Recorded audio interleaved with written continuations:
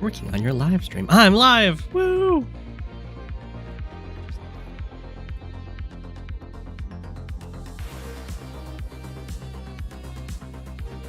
Easy peasy.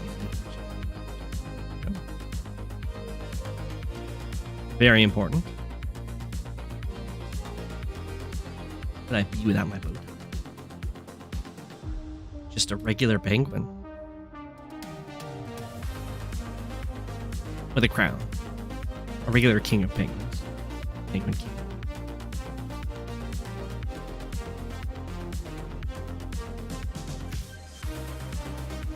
I'd rather play zombies, immigration, or defend the fort.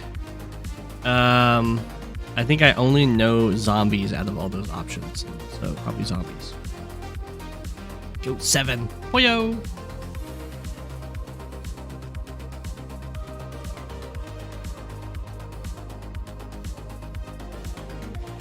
Oh my gosh, what is that word?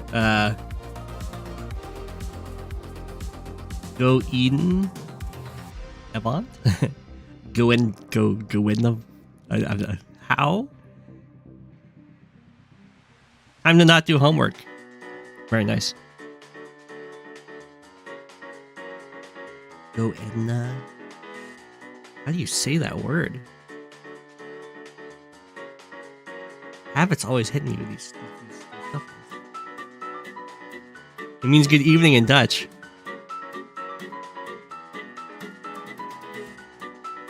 Well, thank you. You have an entire word for good evening. Pretty cool. Hey, Go7 is still number 1 in LB. It's LB. Hello.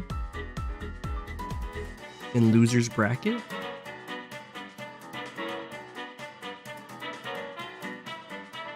Hi. I'll let some more people gather before I start. And the leaderboard. No, I'm number 2 in the leaderboard.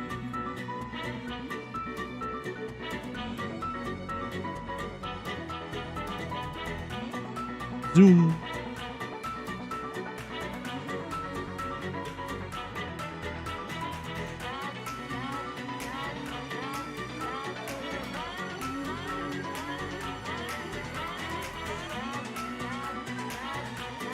So, you have a match for me.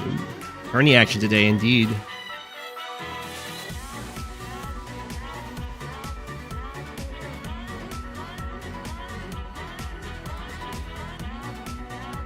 Right.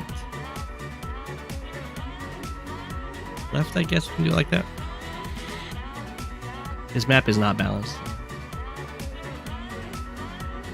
Well, it's debatable. You want to see? I've played Inkagark twice. I don't know if I have any of those games saved. Someone probably does.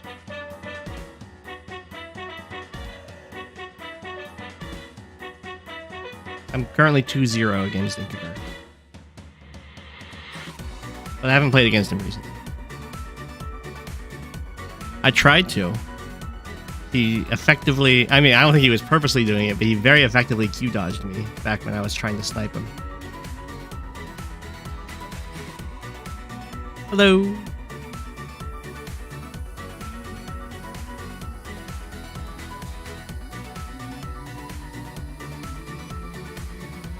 I don't think Inkagark was purposely Q-dodging. I think it just happened that way.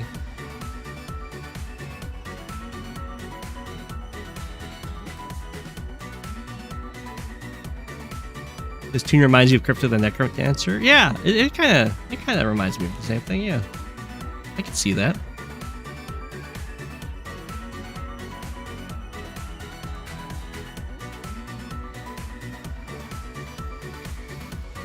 I really don't know that much about the Dutch language. I know it's somewhat related to German, and I speak... Ich spreche ein bisschen Deutsch. Ein bisschen Deutsch. A very small amount of German.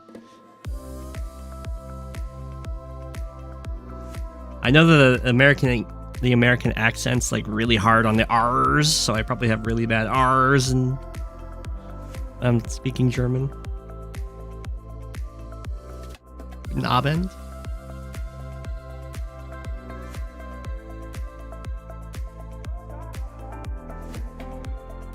You can see Dutch as a simpler form of German with a lot of French and English mixed in. Well, then it should be, in theory, pretty easy to pick up if I have some German knowledge.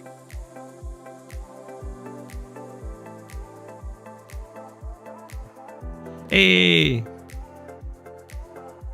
You live in Berlin? Or are you just quoting Ronald Reagan? American president?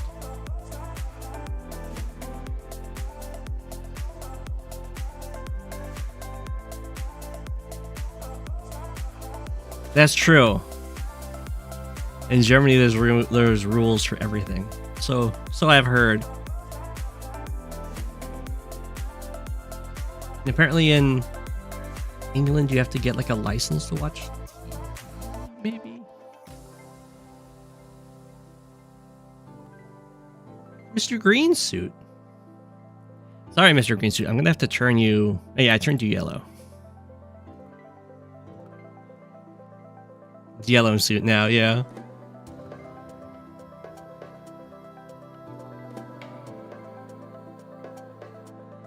In Dutch, there's rules, but a ton of exceptions that you just have to know. That's kind of how all languages work. There's a ton of exceptions in English. Why are you so against Mr. Greensuit? Mr. Greensuit, for anyone who doesn't know, Mr. Greensuit is the one that taught me standard play. In particular, how to use recons effectively. So this is me fighting my teacher.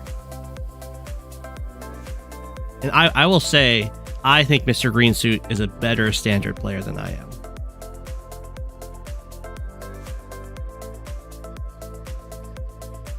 Mr. Greensuit is a very good player. He does not play very many games nowadays because he's rather busy, but he's very good.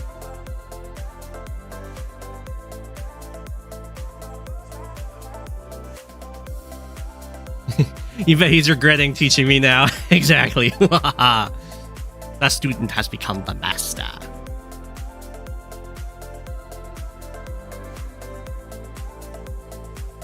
Over here in America, we constantly get told that English is one of the hardest languages to learn. But I think that's always going to be relative to whatever language you're coming from. Like, I'm sure it's really difficult if you're coming from, like, Japanese or Chinese or something like that. But if you're coming from, like, German or Dutch, then it's going to be a much easier transition. Is it normal to enjoy Fog but hate standard games? That's totally normal. I started out as a Fog only player. I didn't start playing standard games until I was already #1 in Fog.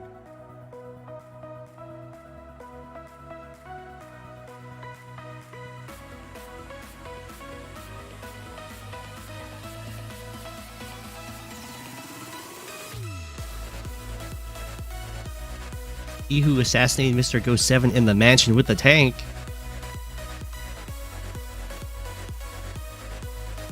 You appreciate standard more, but you still Fog is still #1 for you. Very nice values.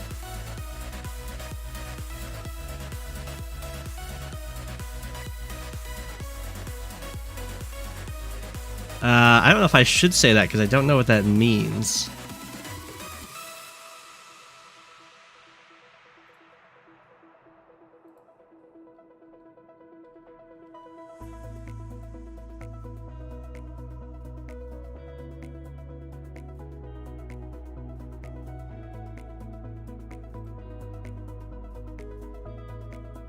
So I'm not just gonna say random words.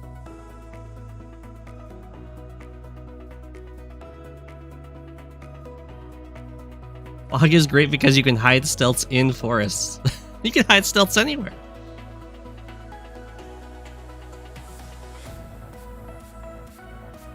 Oh, Havits has done the complete switch. This map looks fun. It's certainly very brutal.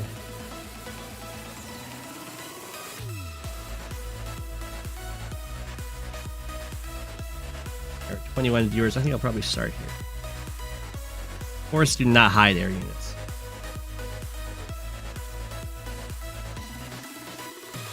Stealths can just hide anywhere because it's stealth.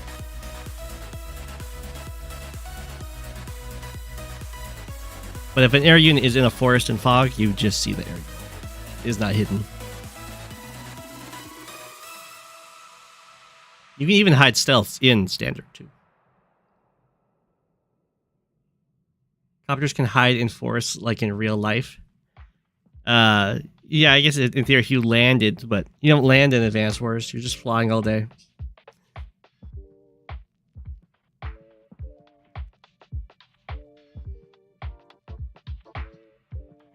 Their copters have a lot of fuel, as you can tell. Like, they store up 99. They spend 1 per move, but they could just hover for an entire day for just like a year or 2 fuel or whatever.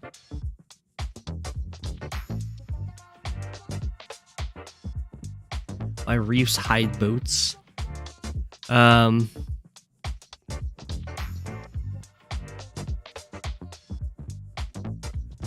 the reefs underwater? Well, the reefs that are on the map are certainly not underwater, so I guess it's sticking out.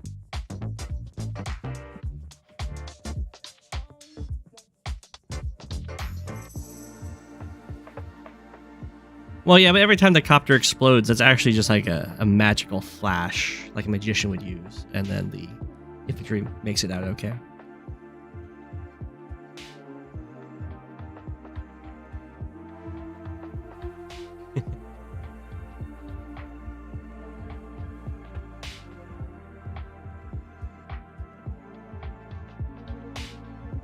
Don't worry about semicolon rules.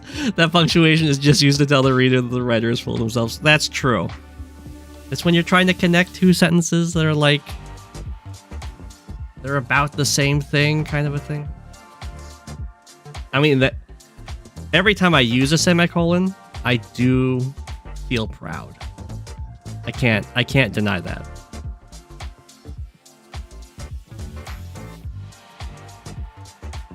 How different it would be if they actually followed common sense. Well, it's not like you'd want to fly helicopters just kind of over infantry battalions anyway in real life, because they could shoot you down. But like a bomber could.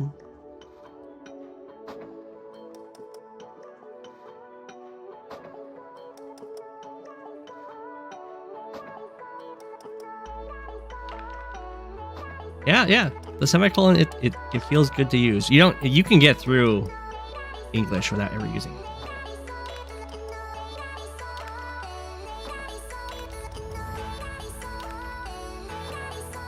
They're addicting. They are addicting.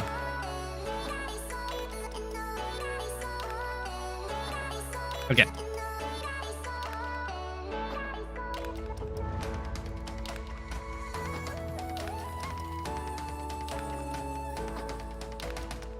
Punch to your sentences.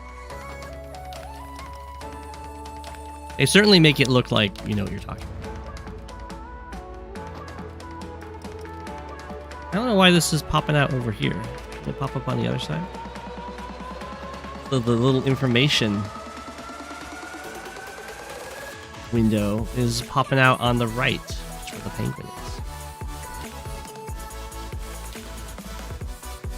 Which is very weird. It always used to pop up over here. Is that something I can change?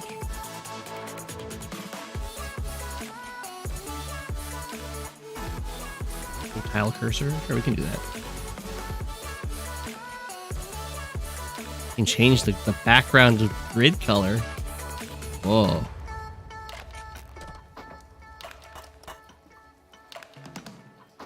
Oh, you can make it so you don't know what Sonya's HP is. I don't see an option to make it so this is popping up on the left side. If I swap sides with this. Oh, is it just now tied to this? I guess I can do this. I could just, well, for a map this size, I can do this.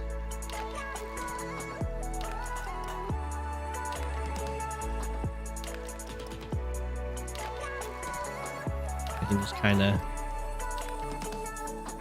stretch the chat up. Sure, we can do that for this game.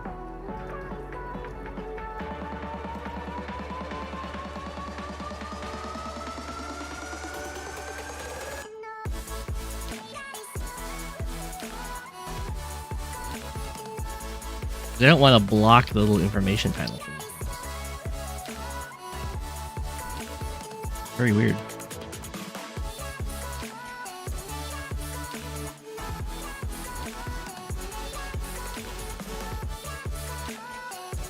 Okay. So this is the second round map for the I forgot the name of the tournament, but the standard tournament on the website, the on-site tournament. And there is definitely some first turn advantage in regards to the center here. And Mariner, yeah, there we go. I should remember that.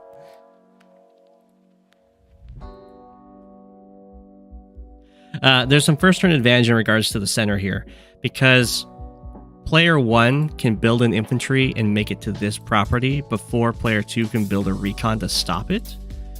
But but for player 2, if they build an infantry and try to go for this property, player 1 can build a recon in time without any base skips to prevent this property capture. And you'll note that these properties in the middle are heavily contested because both players' bases reach them to interrupt in a single turn. And then there's also these mountains and forests set up here, so you can also bring in artillery in one turn to lock them down.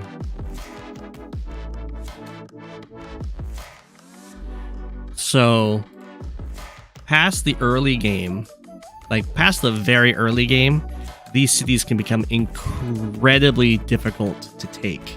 You need like an overwhelming force. And that means player 1 has a little bit of an advantage in that regard. Specifically around these cities, there is a cost to it in that, while player 1 is sending in infantry over here, that infantry isn't going over to this airport area. So player 2 should be slightly ahead on the sides. It's just being ahead on the sides isn't as powerful from what I've seen. Because if you have an established, if you're established in the center on this map, you are already like threatening this comm tower. You've got forces that are immediately threatening these bases, so the bases have to constantly be producing to protect themselves, just because of how small the map is. If you go like 1, 2, 3, 4, 5, 6, so this is how far a tank from this base can go. You can go all the way to this city, and this base 1, 2, 3, 4, 5, 6. So the reinforcement in a single turn, they're touching each other. So that when the brawl starts, it's gonna be basically non-stop. Everyone's got immediate reinforcements, and if you lose your foothold here, the overextension is not ever going to get worse than a single turn, because it only takes 2 turns to reach the other person's base. So you have no real wiggle room on like falling back. As soon as you lose an area here, you're not gaining anything more by them like getting closer to you.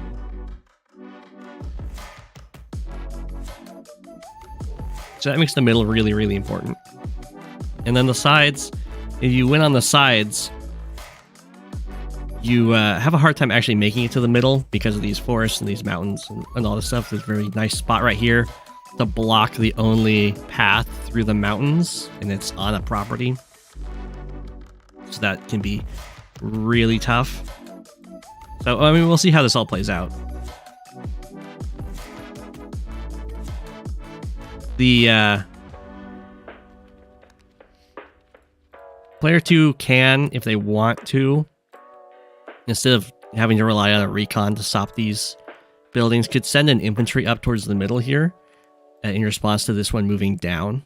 But the problem that happens for player 2 is that they're set up to interrupt this capture, but player 1 doesn't have to go for the capture if you've done that. They can just go over here and get a property chain, which is, you know, very nice.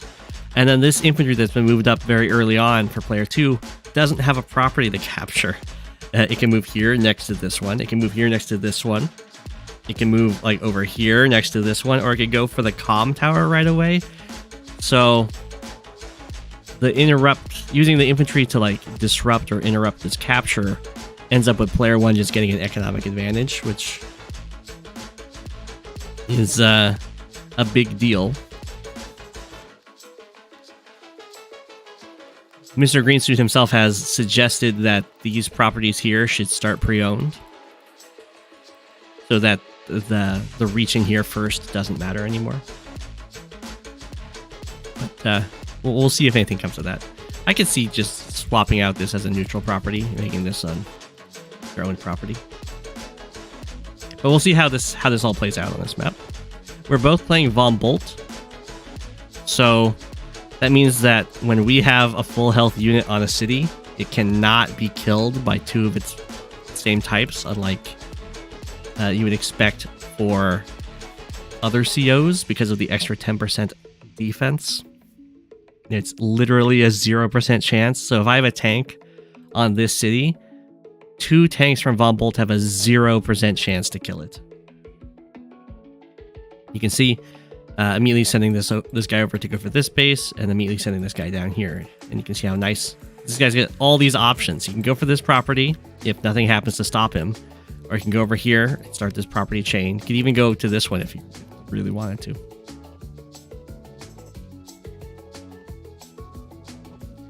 So Mr.Greensuit does not walk up here to try and stop it.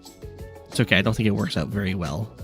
Instead it goes for the immediate money here. Could have also have gone down this way to go for this property chain to get the airport really early. Lots of bases. Yeah, this is a pretty small map, and it's triple base, double airport.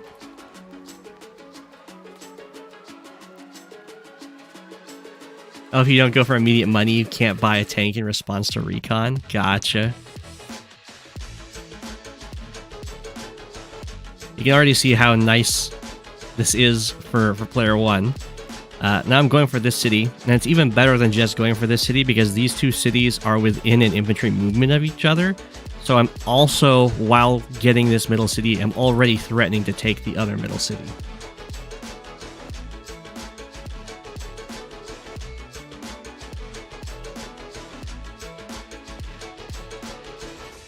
This guy can move up. This doesn't really threaten me at all because I finished the city and you don't really want to hit the infantry from the shoal and then have it just repair.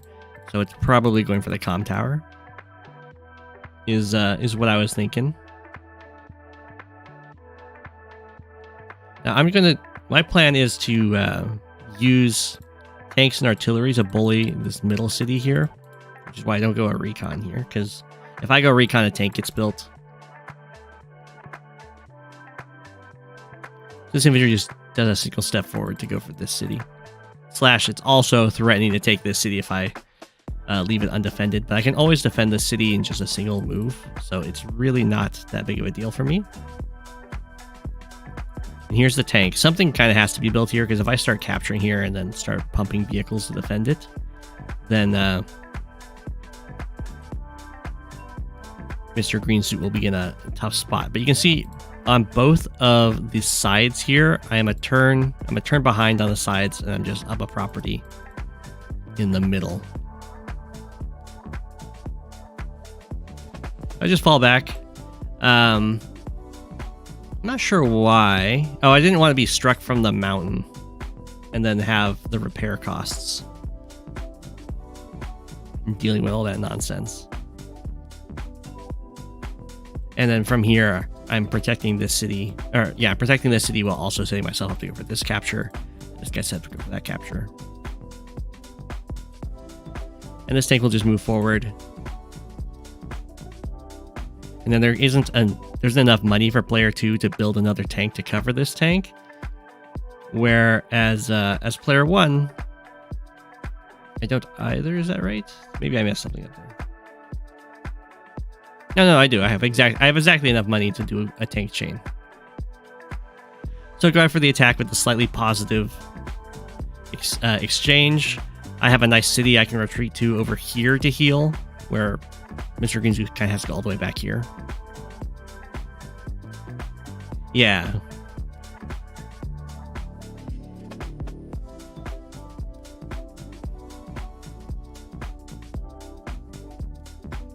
Debatably, I should not have even gone for this attack. It would have been fine to just instead move the tank up and then also just move the tank up, just threaten the area and build an artillery instead to immediately lock down the city. Something that is kind of a big deal here is you can see I'm at 8,000 income and it takes 9,000 funds to go tank infantry. So if I complete this capture, I can build another tank next turn.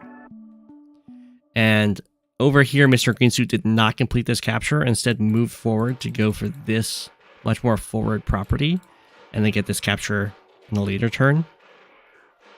I decide to not do the same thing and go for this capture right away because I wanted the 9,000 funds to get another tank next turn.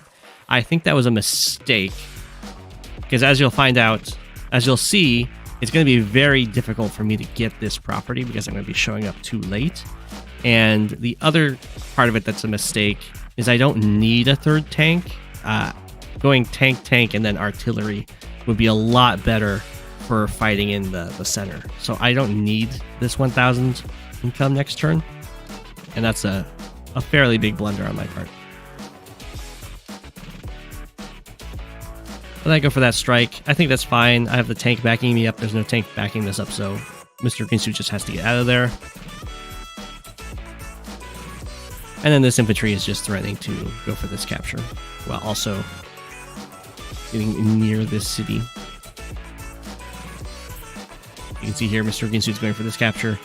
Very far forward. I have nothing around that can deal with that. So it's just a free capture. And if I was doing the same thing, I would be able to also get this city before anything could interact with me.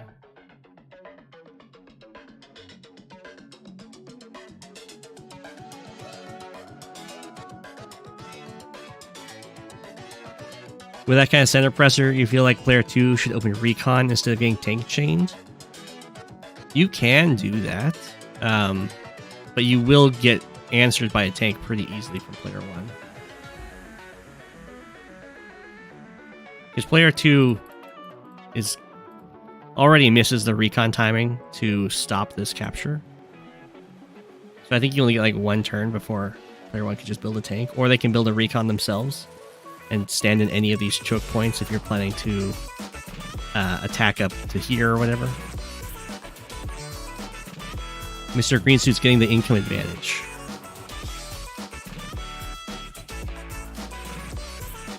Not yet, but Mr. Greensuit will eventually get the econ advantage, yeah. Right now, Mr. Greensuit's going to get this property, while I don't have that property, but I have this property, and Mr. Greensuit doesn't have this property. So, at present, there's no econ advantage.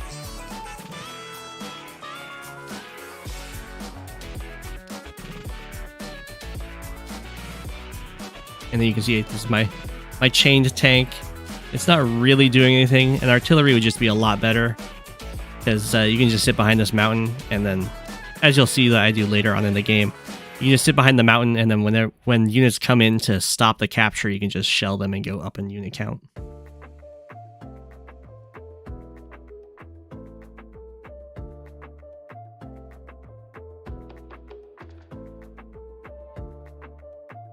Temporarily. You mean, well, at the end of everyone's turn, you should be ahead in economy.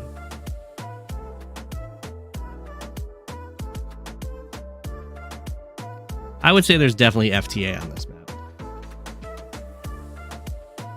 But it could be is just FTA for the center strategy, and then there's enough compensation elsewhere.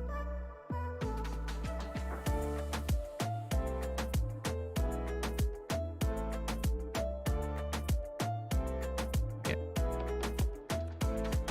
So here I get to kill off this infantry, and my plan here is to make a wall so that this guy can't be interrupted and I get the central property, and then I have both of them and I can just use artillery to lock them down forever. But I make a big mistake here, which is this attack right here, because this puts this guy down to 5 health. I think what happened, I saw that this was a mistake in my planning, but I think I had multiple plans written out, and then one of them I needed this guy injured so he couldn't hurt an infantry somewhere very effectively. But in this plan, this is a problem because he can sacrifice himself to break through the wall.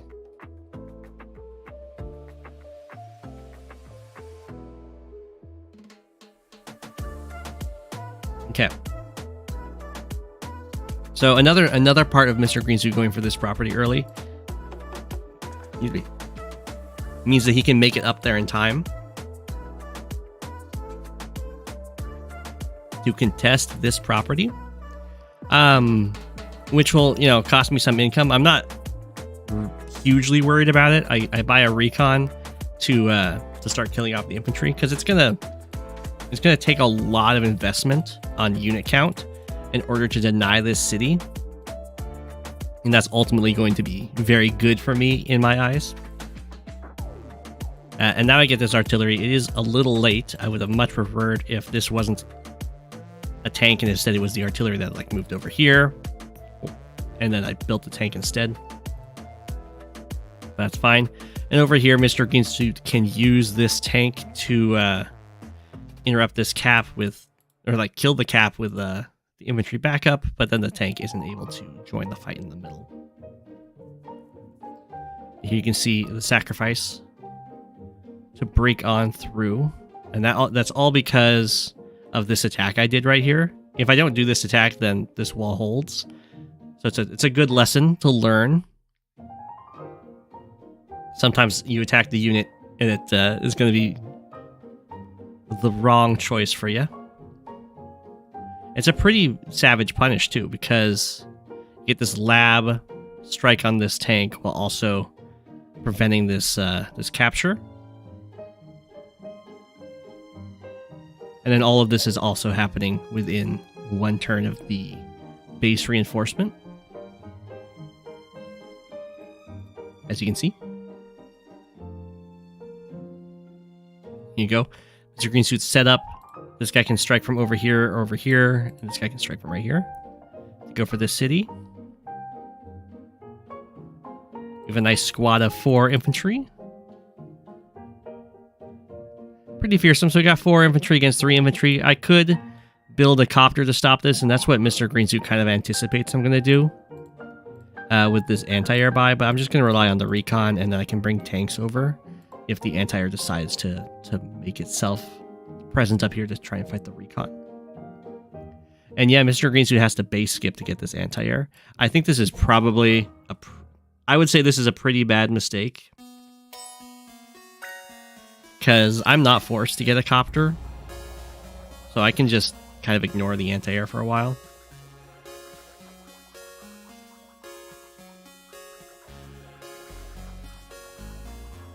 So the artillery comes over here, which is nice. I can get a little bit of compensation. This tank took a pretty bad beating, but I do get to kill an infantry, making this an equal infantry trade, where 2 infantry died attacking me, and I took out 2 infantry. And then down here, I get to kill one of the infantry that attacked, while keeping some healthy infantry alive. And here, if I want to, I could step down to this tile and finish off this guy, but the artillery wouldn't be covering that, and I could just, I would be effectively losing a full health infantry for a 2 health infantry. I bring the recon around the back here so that it can either attack from the city or it can come and attack from this side. I'm going to fall back here 2 infantry can't kill an infantry on the city. And if this infantry wants to move over and hit my infantry in the forest right here, the tank can actually come in and wipe it out. So my plan here is to trade probably 2 infantry for 4 infantry while losing some income. But at this point, I'm going to be down just like 1,000 income a turn. Like 16k to 17k. That's really not that big of a deal.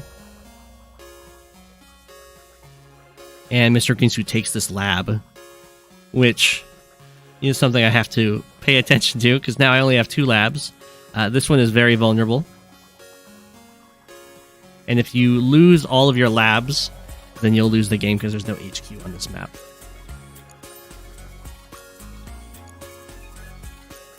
So Mr. Greensuit kind of falls back here, brings these tanks over with a battle copter, so a ton of pressure to stop me from taking this city.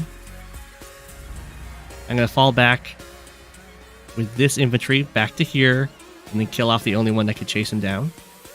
Because 1 health infantry, they can be repaired up to 3, which makes them okay sacrificial attackers. Very, almost guaranteed always to die sacrificial attackers. And they're also always a useful blocker, especially once the vehicles come into play. You can see the anti-air moved up, but I can just swing some tanks over. And now the anti-air can't engage, and now all of these infantry are incredibly vulnerable to me just wiping them out. And getting a nice unit count lead at the cost of some income. I'll build my anti-air in response to the copter. I didn't want to get too beat up by this thing.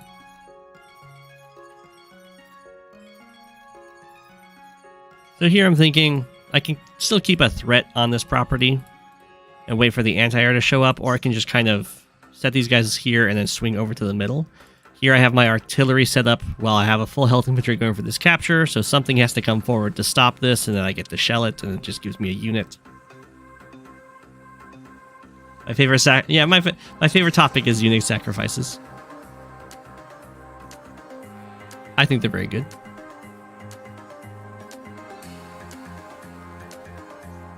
You can see Mr. Greensuit's pressuring me away from the city.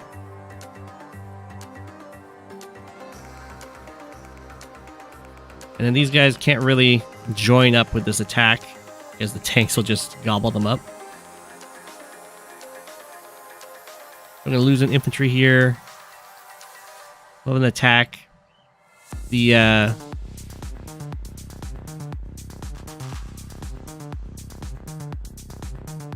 This can do 6-6 or like 6-7. So this is a very low 7. And when you repair on a city, you heal exactly 20% or up to 20%, and then it charges you for every 10%. So this is now a really low 9. But Mr. Greensuit did not know it worked like that because he was assuming it worked like in the cartridges. And then the cartridges, when you repair on a city, it will round you up.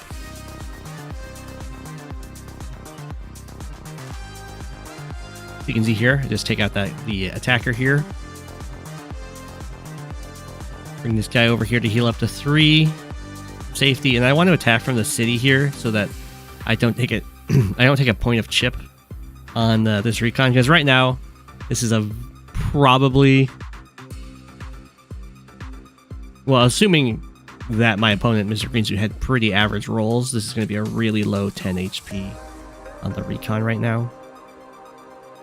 So I figure if I attack from the forest, there's a higher chance I'll get knocked down to 9 instead of being full health.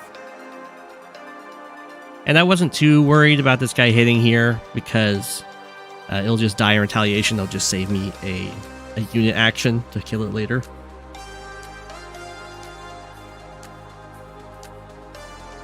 And here I don't have any real dreams of taking this city. I just want to get unit advantage, a unit count advantage out of it. So I'm not going to like join cap this. I'll just bring this guy back as a blocker and put another infantry here. And so I can get another unit out of this, which is shelling with the artillery. And then over here, I'm just trying to make it so this copter's got a really awkward life, while being also protective of this anti-air so the tanks can't break through and take it out, and then the copter gets to do stuff. here the tank can like, there we go. The tanks can go attack from here, attack from the forest, but that would be really, really bad because this copter is actually protecting this tile, and so it would be copter tank it to just have targets for free when they wouldn't have had either, not either. Otherwise, it'd be a big overextension. So attacking into this is very dubious for Mr. Greensuit. And okay, before we go here, you can see I'm ahead by 7 units at the end of my turn, where I should be ahead by like 1 or 2. So the unit count advantage is really starting to be felt, and that's the compensation I'm getting for being down 1k in income. Dubious.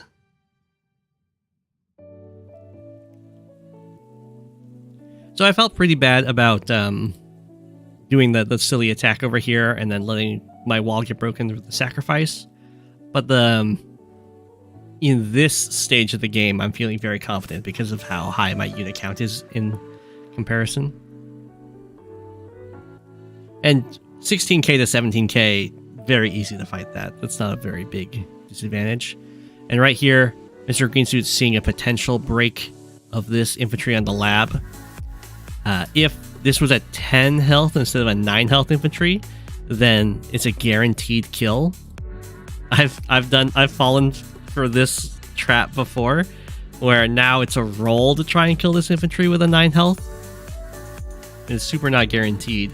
It's a fine roll to go for though, because the punish for missing it isn't really that bad. So basically, if Mr. Greensuit gets this roll and kills this infantry, gets to attack from the lab here and then finishes this tank off from the plains, and instead just gets 2 tank first strikes. In either case, the artillery gets to shoot on a tank.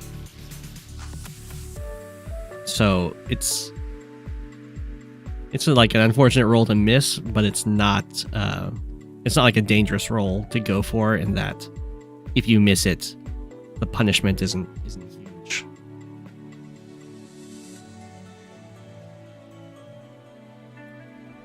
And Mr. Greensuit just moves back onto the airport. That's just to force one of my vehicles to go back there and hit it and be a little bit out of position.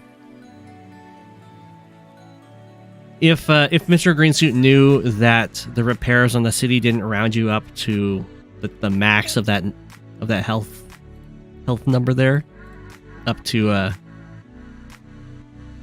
90%, then Mr. Greensuit probably would have hit this because it would have done 2 damage and knocked me down to 7, so I wouldn't be able to go for a capture next turn.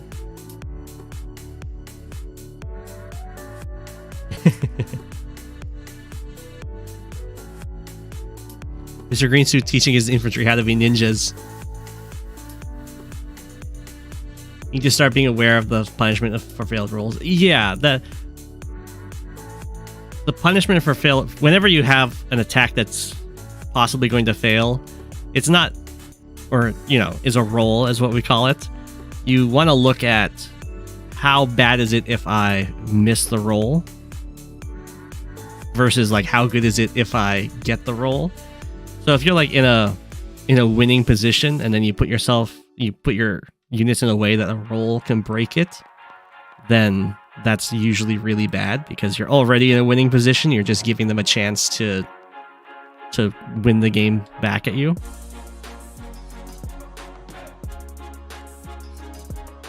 Or if it's a case like this where it's like, well, if I get the roll, it's nice, but if I don't get the roll, I still have stuff to do, then that's a totally fine roll to go for. Here I was surprised. This is apparently a really low 8. It just gets one shot by the artillery. I thought I was going to have to use one of these infantry to finish it off. And time to just move pretty much everything into the center. There was a few different ways I could have done this turn. I think I didn't do it in the best way. Oh, you can see I'm very concerned about the fact that Mr. Greensuit has a very easy lab cap next turn to just win the game on the spot. So I had a few ways of coping with that.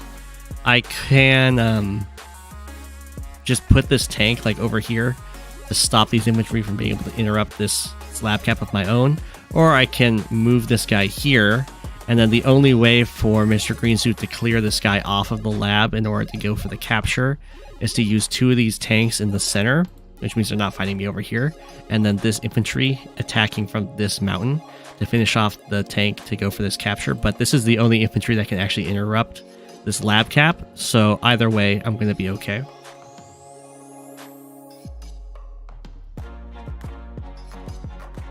Having contingency plans for bad rolls is an art. Yeah, it's important.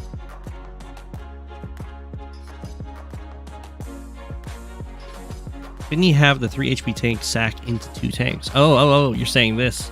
Oh, yeah, that would work. You could sack here, here, and then go for the capture. Ooh. Oh, no, I killed this tank, that's why.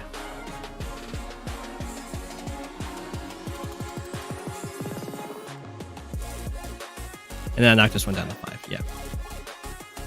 And then, and then I knock it down to 5, and he can't even kill the tank at all. But the original plan didn't involve this attack. I was deciding how I wanted to handle things in the center, whether or not I wanted to join this 5 health tank into the 4 health tank to make a 9 health tank blocker so it doesn't get killed in 1 tank strike, or if I wanted to kind of do what I do here. I decided to go for this.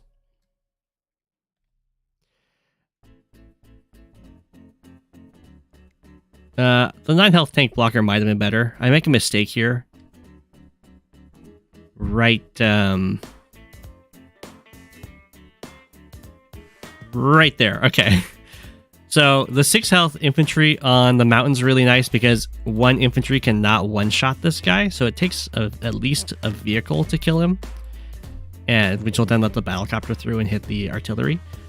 So what I do is I join cap it, or not join cap it, just join it on the mountain to make this pretty much impenetrable for what Mr. Greensuit would like to do this turn. You don't really want to invest multiple vehicles to kill this. But this is really just enough, just making it so an infantry can't clear it, and I would much rather have this 5 health infantry right here as a blocker,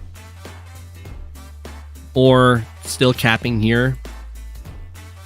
The artillery is going to shoot it, but that's okay because that means this artillery doesn't get to move. And I really don't want the artillery to stand on the forest. So I was thinking about this for quite a while, and I think I made the mistake joining. Plus, it lowers my unit count lead.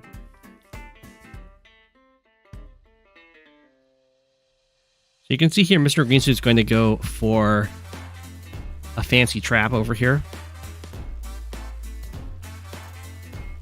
And he does a really good job protecting his copter. Bam, bam, bam. So that was the big downside for the attack I went for, is I kind of set up a whole bunch of tanks to just get one-shotted like that.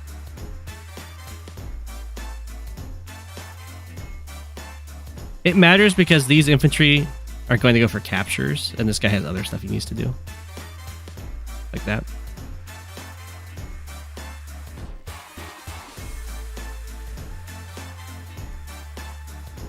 And he uses the anti-air. When I planned out what he was going to do on his turn, I had a tank hitting me here. But he uses the anti-air instead, which I think was definitely the better call because it makes it... I think there was like a roll I did for his anti-air clearing one of the tanks with some help. But it's also really dangerous to use your anti-air like this because it's very exposed. So over here you can see this tank is trapped. It can't get out. And there's a tank and copter ready to kind of beat it up next turn if I stay there. So this is going to be where I'm going to go for a roll, because this is also going to be talking about how you look at these rolls. So Mr. Greensuit went for this setup to pretty much win a tank. He knows, he's very aware that this is offering a roll to me. It's in his favor. Yeah. It's in his favor that I can't kill this infantry.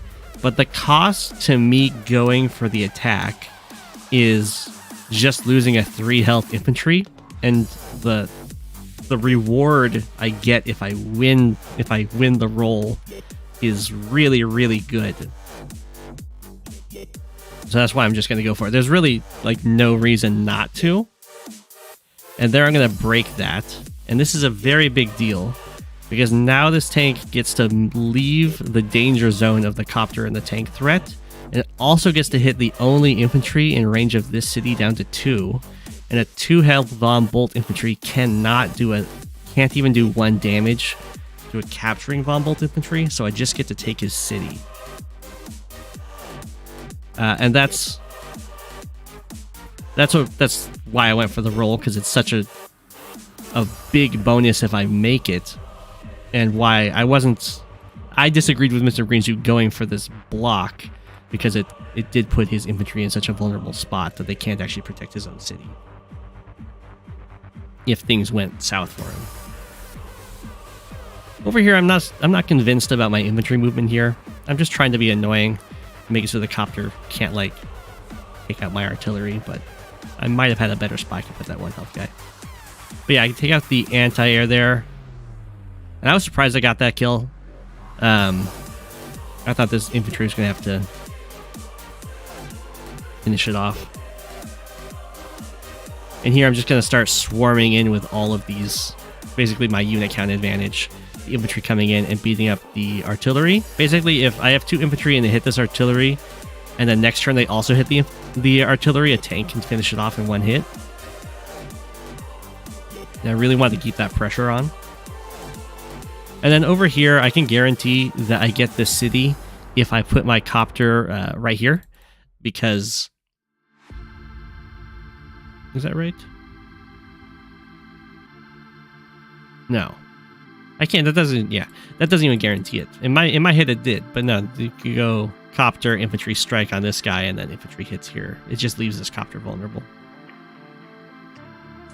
So I could have done that, and then the copter striking my copter would make it so that I get this capture, and otherwise I get a copter strike, but he would just copter chain that.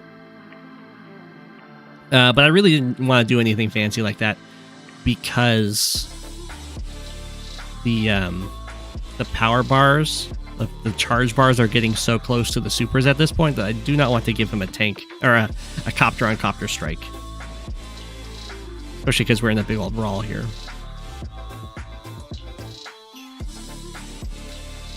So Mr.Greensuit was very close to just getting a lab cap victory on me. Oh, and I built a recon here because because of the infantry blockers, and I want something that's good against those.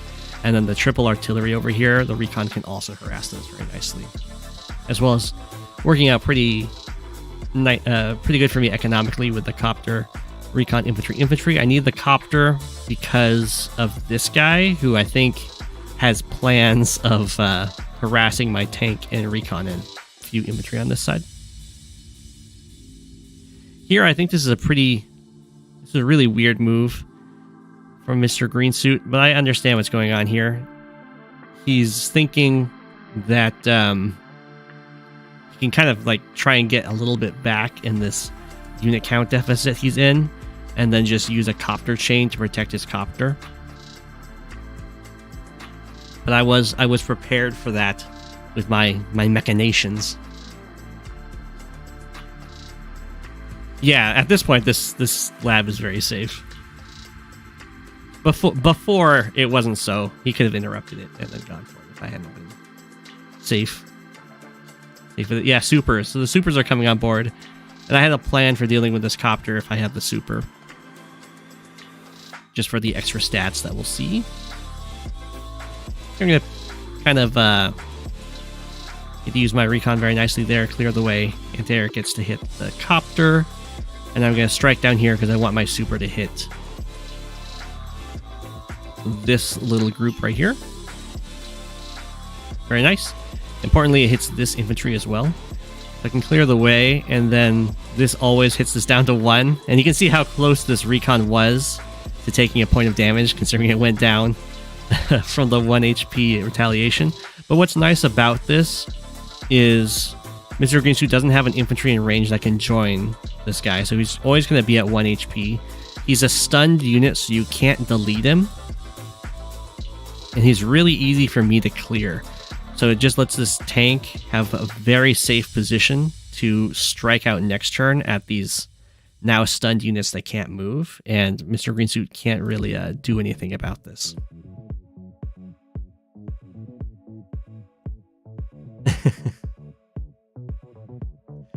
Wow, no 8-hour planning on Von Mirror's supers. Yeah. Von Volt mirrors are pretty brutal like that. And here you're going to see I'm going to use the infantry with extra superpower to strike first. And I did that because he's still pretty much unbreakable at 7 HP on this mountain. And it doesn't really matter if he gets broken anyway. The copter can't make it through there. But it also gave me a chance to not actually lose an HP on this copter. I still do, but that's okay. I just take it out. And then I'm going to move on to this lab so that this copter can't hit this copter. Effectively kind of giving me a copter for an infantry trade there. And, excuse me. If Mr. Greensuit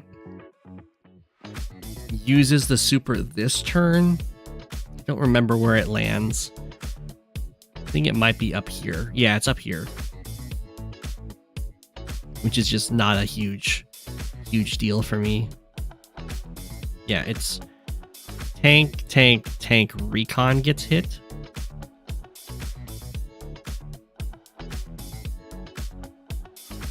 So Mr. Greensuit opts to not go for the super. Instead fight these infantry, try and get some of that unit count back. You can see how hard it is to recoup an infantry or a unit count loss. Like, I've already made it back to even on income, but I'm still ahead in unit count. Yeah, if he doesn't use it this turn, I do get such a massive charge lead. It's true. It's tough.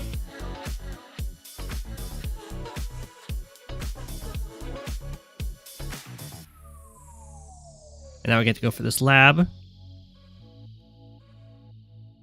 I can clear this stuff up pretty easily. I have to be careful with the positioning of my units. No matter what I do, this anti-air clearing and infantry over here is going to get hit by the super.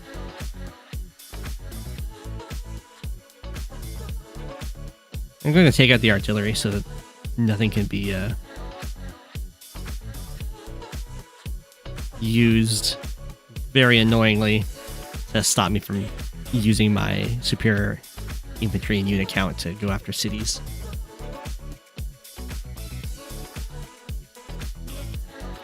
Okay. I know this anti-air is going to get... I know this copter's going to get beat up. I know this anti-air is going to get hit by the super. He's down to 12 units, which is not great. Yeah. But I know that the way this is set up is if the super is used right away, it's going to hit over here. And if this dies, the super gets moved up. And then when this dies, the super gets moved over to the left, which is going to hit this. And in all of those situations, it's hitting the anti-air. So I know the anti-air is going to be stunned for a turn.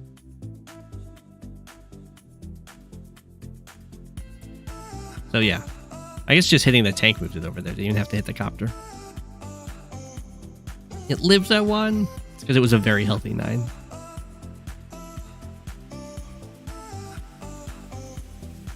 Okay. So I have a stunned copter, so the anti-air is on its way. But that's something I can protect.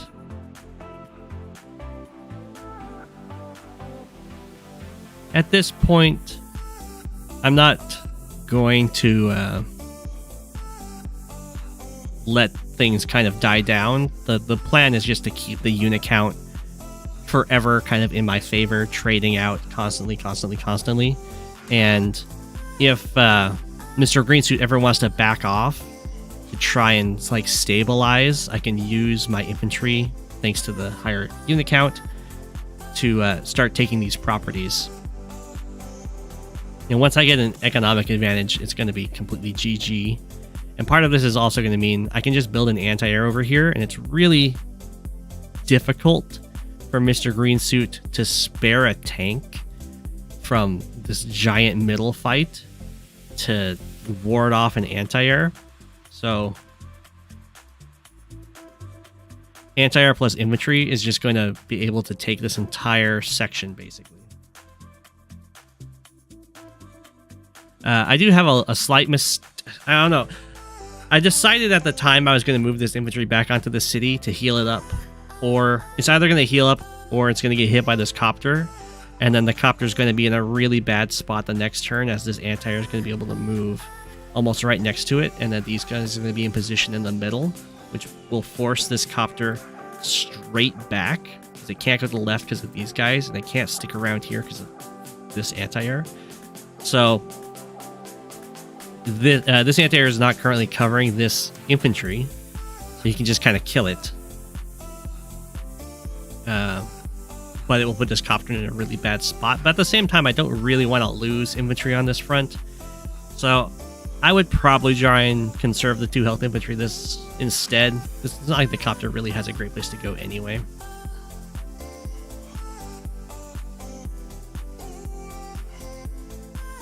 You can see here, Mr. Greensuit does a pretty good job of protecting this copter, but I had this is actually the exact turn that I had move planned out for Mr. Greensuit, so I was very happy when I saw that he went for it. I think it was probably the best turn.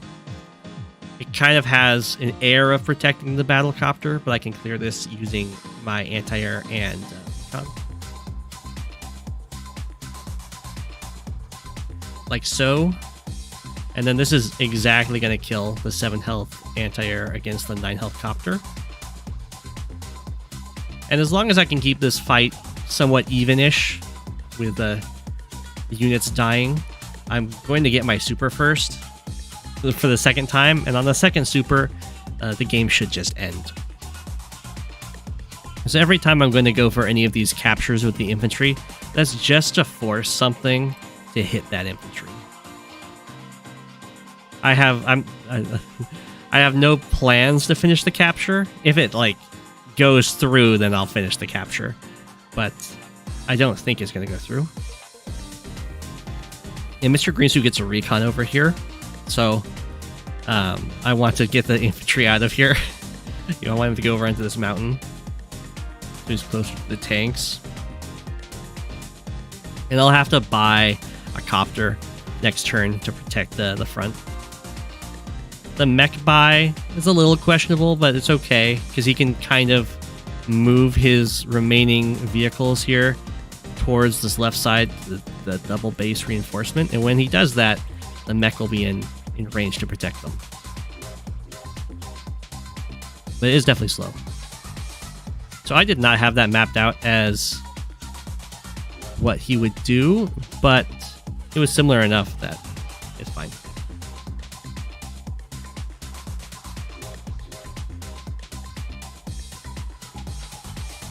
In the way that I had it, the anti-air was back here, and then this tank was over here.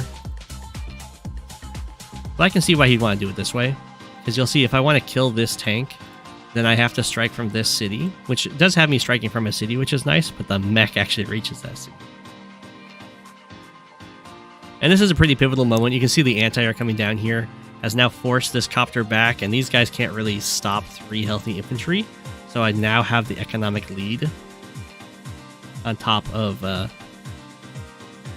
oh, and also Mr. Greensuit did a pretty good job of catching up on unit count on that turn, but that's just how these brawls are going to work. It's going to be me ahead at the end of my turn by quite a bit. Also, this is a perfect kill for Vombolt vs. Vombolt on 0 defense, 0 terrain star defense, 0 defense, I guess, terrain. Full health tank plus 7 health tank will always kill. And you can see I don't even like try and continue this capture. I just want to come down in here and lower his unit count even further. And I have to build my copter to defend over here. I can now really press the issue over here. If I take this lab, then this is the last lab of his on the map, and you can see I have a lot of units around that. I'm going to fall back with the copter. I just need to make sure that he can't do any fancy walling to take the city, which he can't.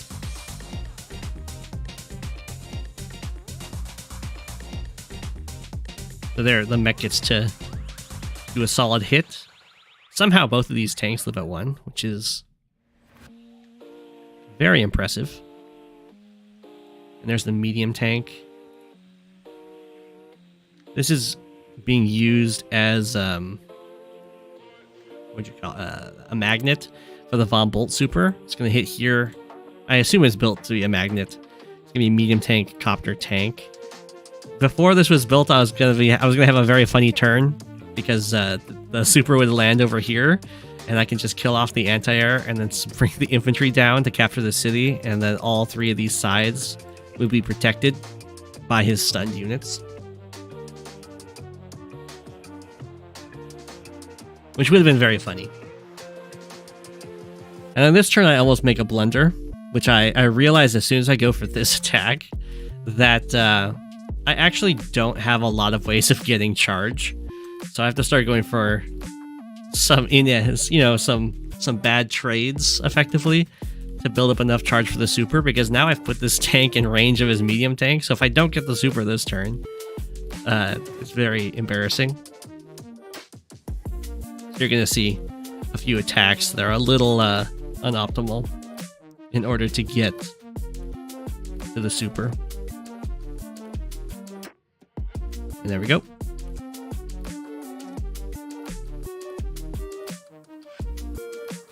And when you only have 11 units, having your 3 of your vehicles get stunned is pretty much game over. This guy's in range of the stunned vehicle. I build a medium tank on my own. At this point, Mr.Greensuit will somehow not get this roll. I guess that's just the extra super defense there. And then we'll have T-Copter, APC into the Resign. He's completely dead everywhere. Yeah. Mr.Greensuit said that basically after this ended up failing, it really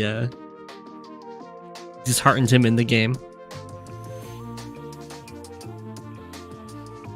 Which is fair, but getting the super first, I think ended up, well, getting the unit count advantage and then getting the super first to exacerbate that even further, I think ultimately ended the game.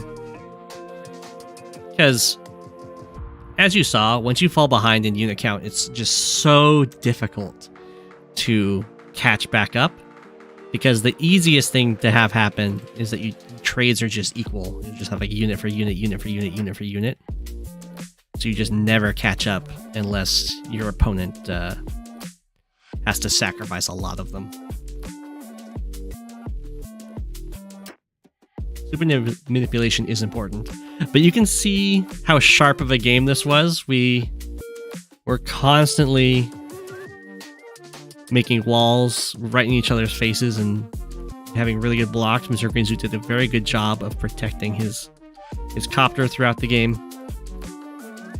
And he, of course, broke through my wall. Where did he do that?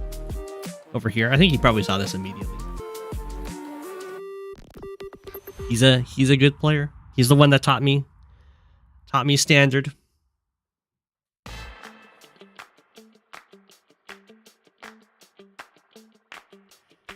But yeah, I think after the first super,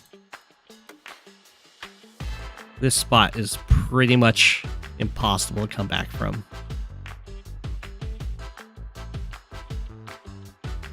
You showed up at a good time. There's Mr.Greensuit. And you can see how he actually got this city from me. Yeah, this map has a huge second turn advantage. I just barely Barely managed to win, win despite it. But no, you can kind of see how getting this city first and then the immediate pressure that puts on this city kind of dictated the whole match and how everything had to happen in the center for the most part. And Mr. Greensuit's actually able to take this city from me, but it's at a major cost.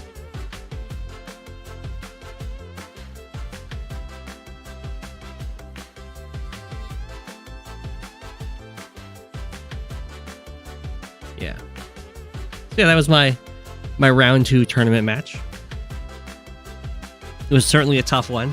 I still think Mr. Greensuit is a stronger standard player than me. I think his plans for the match were better overall. The FTA definitely helped, and I think I was better when it came to power management for sure.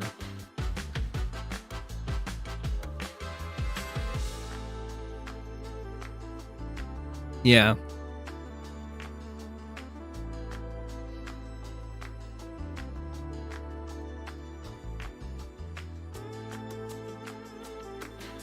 This is also a really scary map to fight Von Bolt on because everything's happening in this giant cluster in the center with the base's reinforcement routes touching each other. So it's very easy. It's almost impossible to not group up and just get wiped out by a super. I know I have no games right now. It feels so good. I have a tournament game that I think starts automatically tomorrow, and I have to choose a map to fight tomorrow. And I have a game against you. But yeah, that was my game. I think it was really good.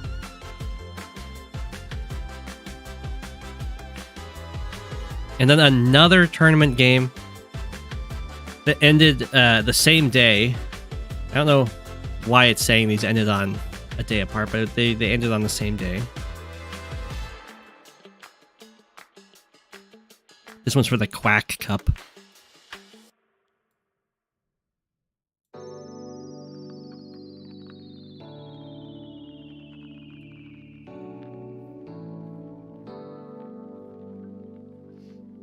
Loving the music in the background. I think it's pretty good. I know I've had so many tournament games ending.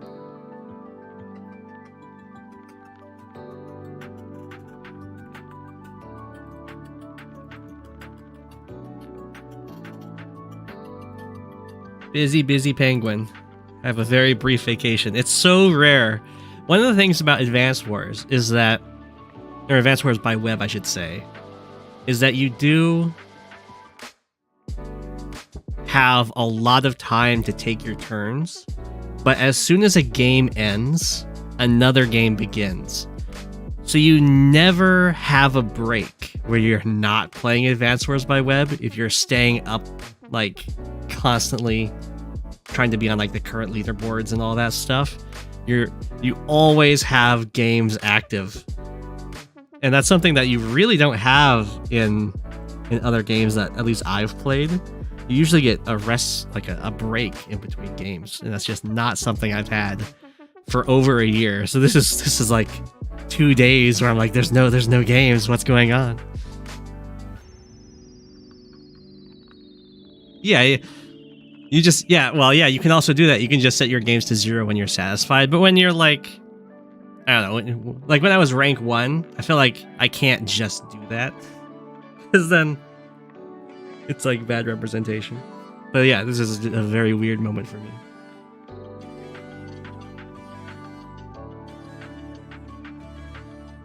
Oh yeah, it's a huge part of why top players burn out so much.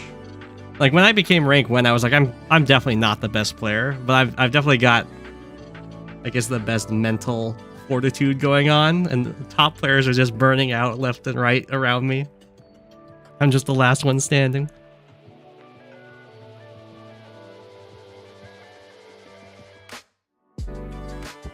Yeah. But yeah, don't worry, there'll be tournament games starting for me soon.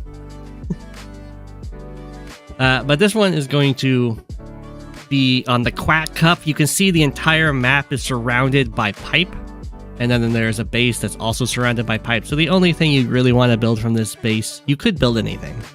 But the only thing you really want to build is a pipe runner.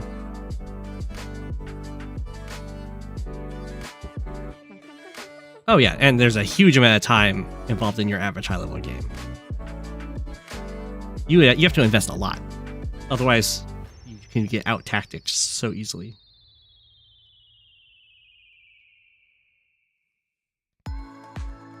But yeah, so this map, I looked at this map and I was like, well, I could go max and just say, I don't care about this pipe runner. I'm just going to build a bomber and kill this pipe seam, and you're going to kill this pipe seam for your airport. And then any pipe runners you build are stranded. Ha ha ha ha ha.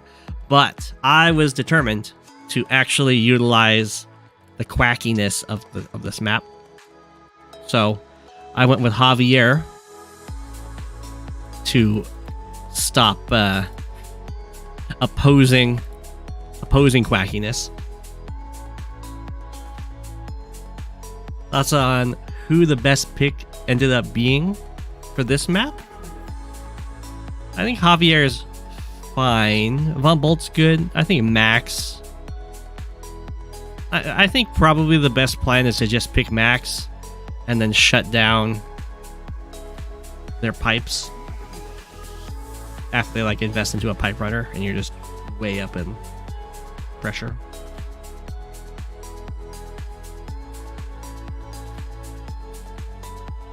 But this is going to be Von Bolt versus Javier. And I'm going to try and break this out really quickly so I can use this transport copter to put a ton of pressure on Von Bolt's comm tower. Because I would like Von Bolt to build pipe runners so that I can then subsequently ignore them with my power.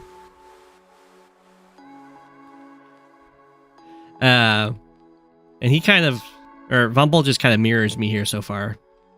Now, Von Bolt has an advantage in this setup, in that the plus 10% firepower means that double artillery plus 1 mech strike is enough to break this. Where for me, that's not going to be quite enough because I don't have a tower. So this mech step forward and hit this. Here, I'm just going to build a lot of infantry because I need them to go for these captures when I have pipe runners defending, so that I can, kill all the units that are attacking my capturing infantry and then still have infantry left over to go for the captures.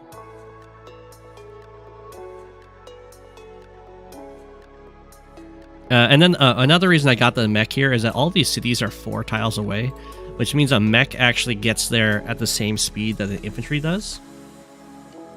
So I can go here, get my free shot, and go for this capture, have the tank finish it off, bring the copter over here, build an infantry to go into the copter, and I can immediately threaten to go for the comm tower next turn if the tank wasn't built.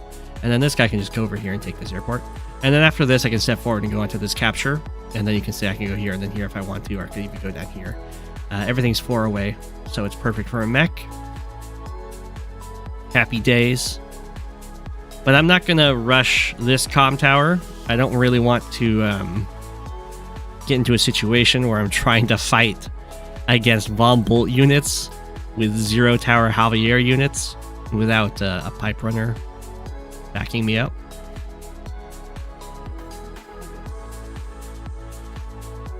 So here you can see the Von Bolt kind of has to do something, otherwise I could always move my copter right here, drop off an infantry, and then go straight for this comm tower. So this tank comes up here, and that stops me. In this matchup against Javier, it's probably best to target down the pipe seams and try and take indirects off the field entirely. Just because Javier gets that extra indirect defense and then a ton of it when he uses his power. So it's kind of negating your own pipe runners.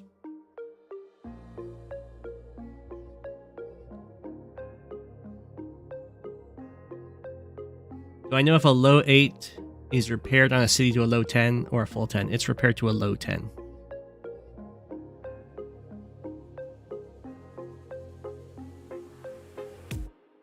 Oh, yeah, it's already been said. Basically, the repairs will heal up to 20%, and then they charge you for every 10%. So, if you were at like 91%, showing a 10 or a full health, it would repair you. It would top you off for free, which is nice.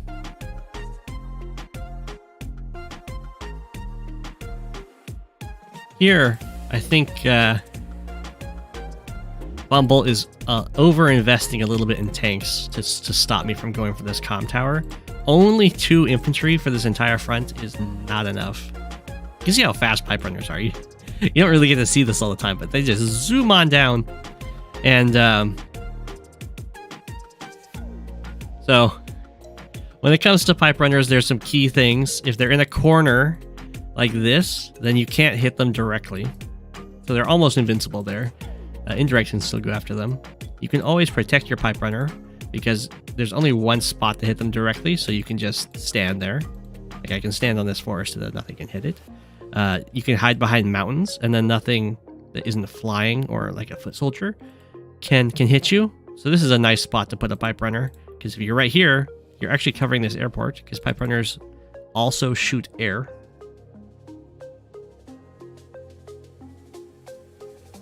They're very interesting units. They hit ground units at the strength of a rocket.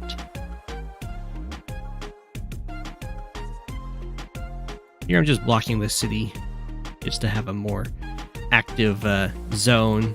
And if Vombolt isn't like careful, I could always go over here and interrupt his capture.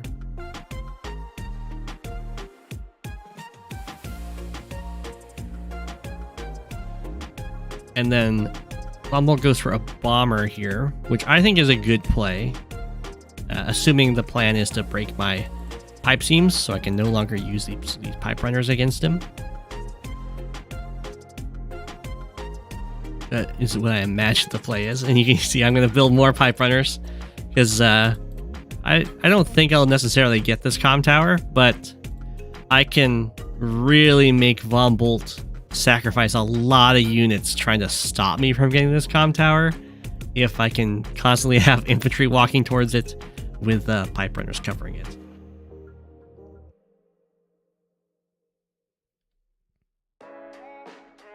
You can see lots of infantry being built, single tank. And over here I'm just guarding my infantry captures while keeping an eye on this guy, whether or not it's trying to go for the comm tower or not. I could have dived in with this tank, and I did think about it, to hit this guy and then just get taken out by these other tanks, but I decided I'd rather have this guy just be a blocker for my own pressure on this comm tower. Here goes the bomber. And then I think this move over here, Bumble builds a pipe runner. I think this is probably a mistake, because it does require a base skip while also not getting anything from the airport. So in comparison to so it's going to be a whole unit down in comparison to just getting like 2 things here in the plane. And also, the pipe runner long term is not going to be very effective against me because I'm Javier. But I guess in the short term, it can come up and try and deny this comm tower for quite a while. The pipe runner is capping the pipe seam. Oh, that's an interesting bug. I'll have to show that to the Demon Hunter. I have no idea how that happened.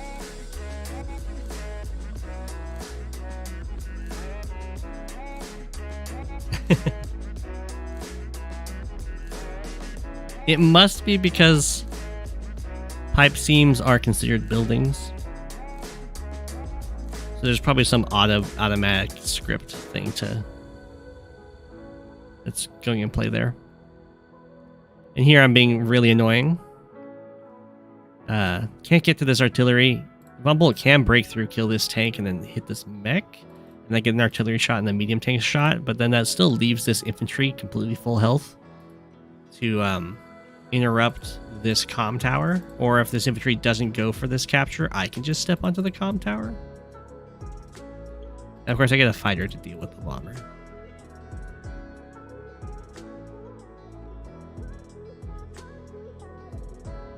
The pipe runner's guarding all these units, so Von Bolt doesn't want to get too close, while also wants to protect this artillery that's locking the comm tower currently. But this is where the range of the fighter really, or the move range of the fighter really shows itself. This is a pretty big blunder. I imagine it was just like at the start of the turn checks the range of the fighter and then is working on how am I going to try and get this city. I'm going to try and like shut off and tanks hitting from over here, and I can also threaten this pipe seam, that kind of thing.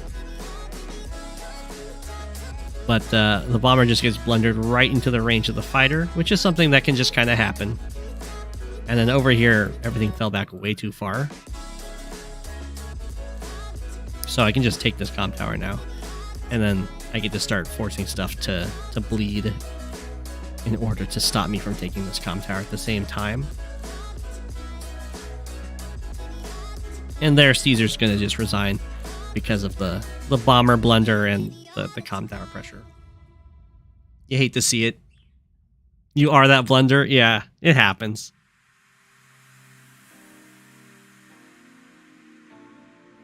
Do I think Von Bolt should have sacked a tank into my infantry? I mean here. Down here. This guy's capturing the road because it didn't clear the flag when I backtracked. I don't think the tank should be sacrificed here. Probably just put the tank on the comm tower if you want something with that. Over here, I think that Von Bolt probably should have attacked. But maybe not. Yeah. Well, I'm not too worried about these guys getting beat up because there was a lot of infantry coming in. I have a transport copter. I don't think it's bad to go tank, tank, kill tank, tank, hit mech. Because the medium tank doesn't even kill a tank in response. It's going to be a brutal battle. It'll kind of come down to the reinforcements as to how it will play out. The medium tank won't kill a tank, but it will be pretty much unkillable for the tanks. Really what Von Bolt needed was just more infantry over here.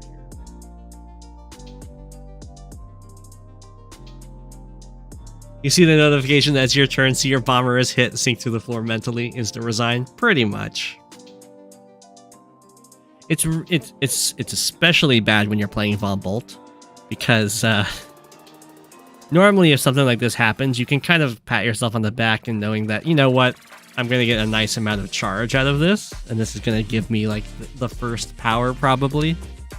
But when you're playing Von Bolt, you lose your bomb and you're like, well, you know, that's a fifth of the way there, or a sixth of the way there. The pipe runners are a tempo trap. Yeah, I would say, even though this map seems like it's designed for pipe runners, unless you have kind of a setup like this where you're forcing people to play into your pipe runners, then they're probably going to be bad.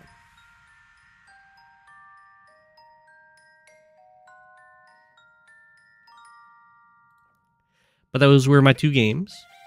Finished up. So I can start covering some player submitted ones. Got Rip playing as Andy against Kilmefirst Lash.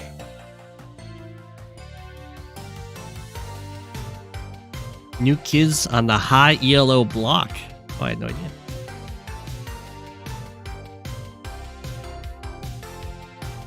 Sent in by Rip. Kilmefirst is already yellow comment. How kind. You know that guy? Nice. It's already facing the correct direction and everything. The map a little bigger. Yeah. looking good. We've seen this map a few times. This was the round 1 map for the tournament. I just showed the round 2 of I guess Mr.Greensuit. And there's a couple openings you can do here. I think Andy is a good CO on this map, personally. Probably stronger than Lash, but we'll see. There's some good terrain for Lash to fight from.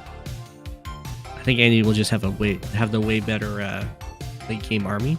I think both players are going for the center tank.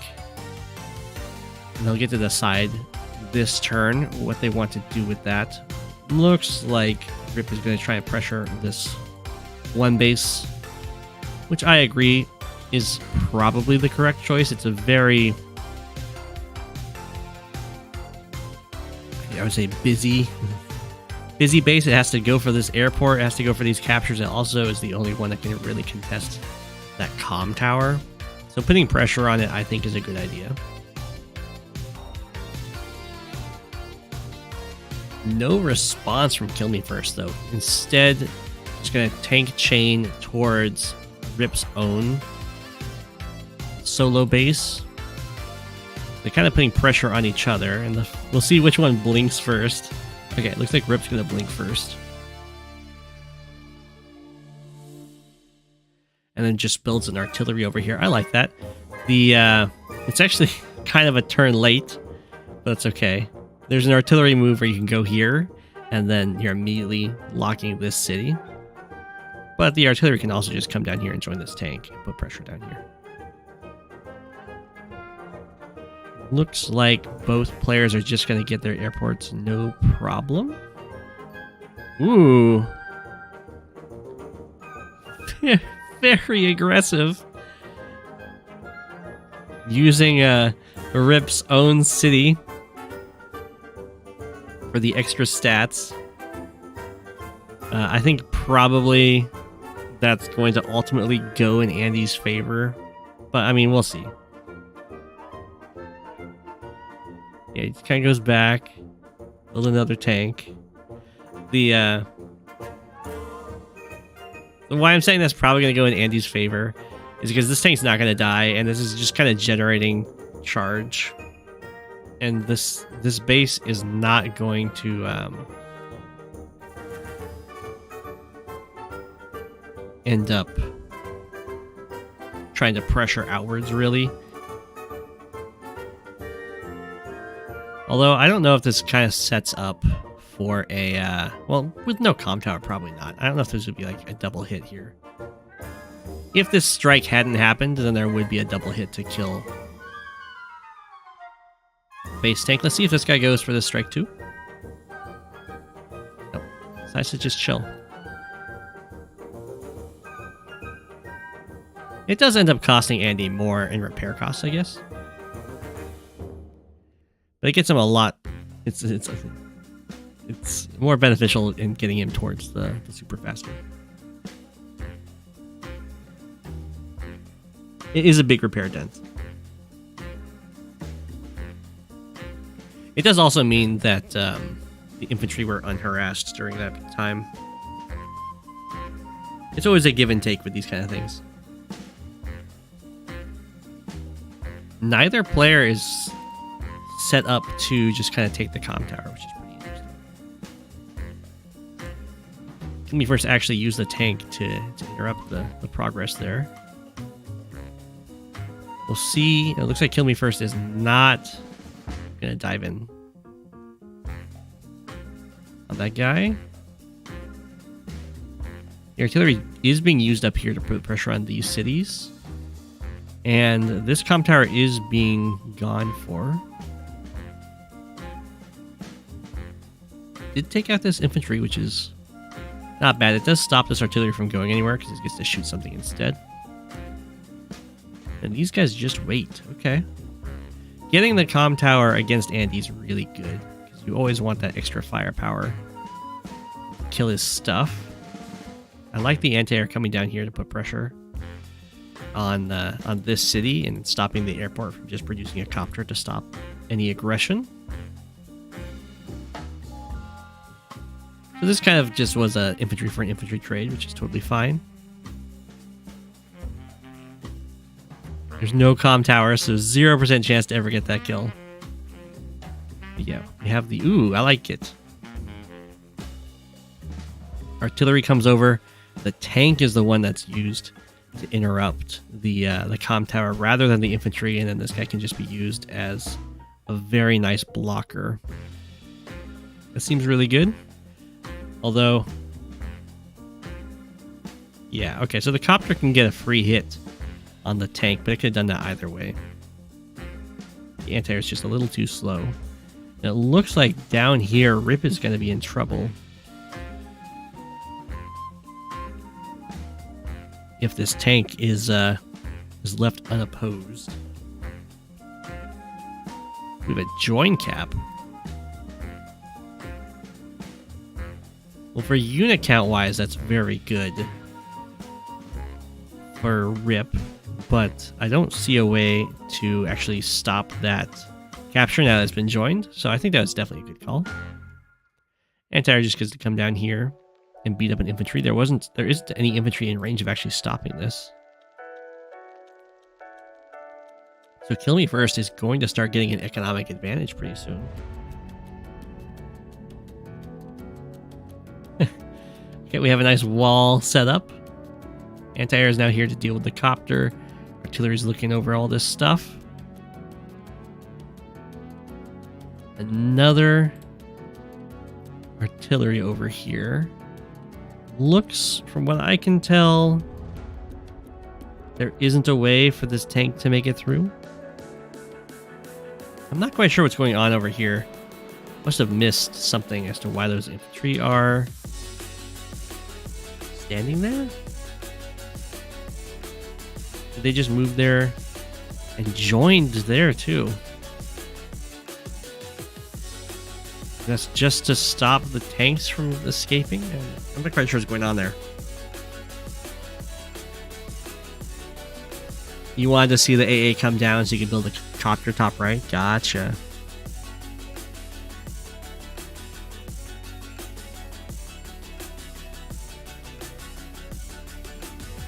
Okay, and here comes the nice little surround for this artillery. I'm not quite sure what was up with this. Join the infantry and just let them get beat up.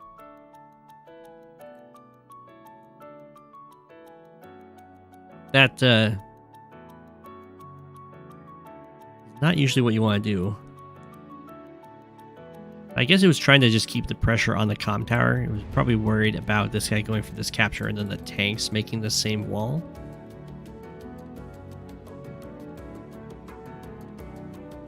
Anti-air gets another, or gets to finish off that infantry. Here comes the artillery down here now. Lots of pressure put onto this base.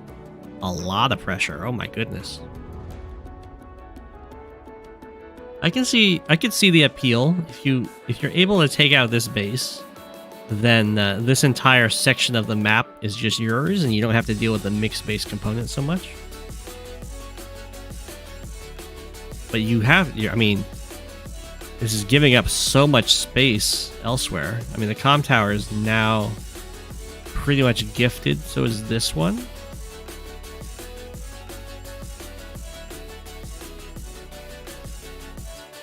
And it's going to take quite a while before this base falls with just a single artillery. And it's so choky.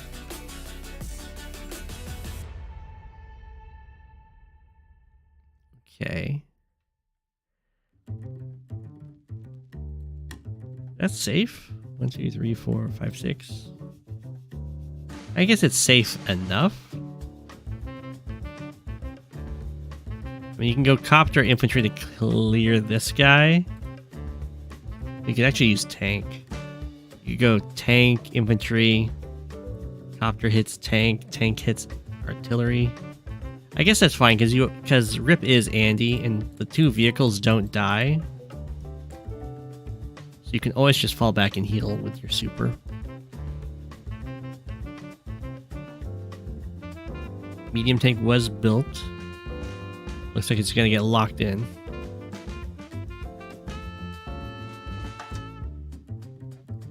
I guess this is also... I didn't even think about this when I played this map, but you do have the possibility of getting a pipe runner here.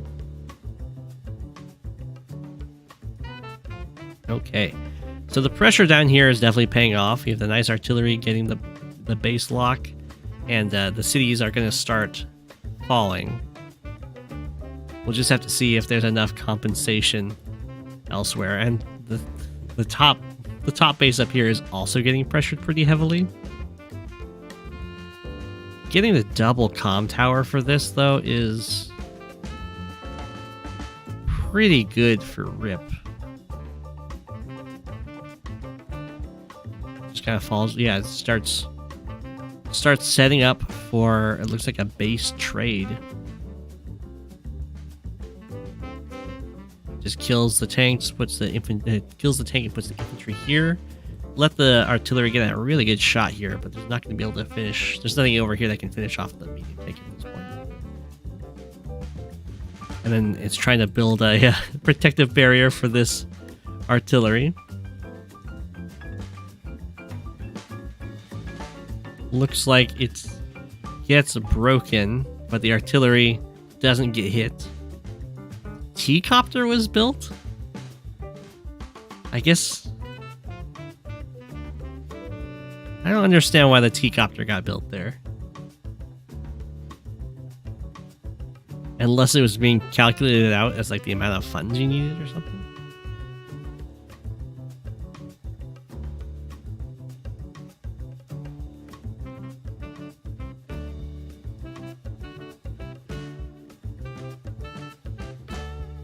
I think so AA can't attack infantry.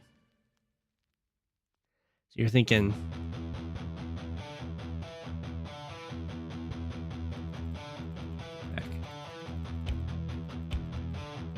You're thinking, well, if I have this T-copter here, then this can't hit here. Otherwise, I can just use my T-copter over here, like, to block off.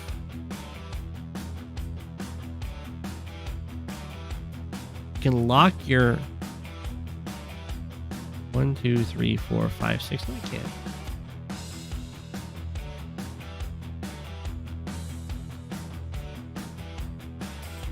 Because it takes 2 vehicles to clear this.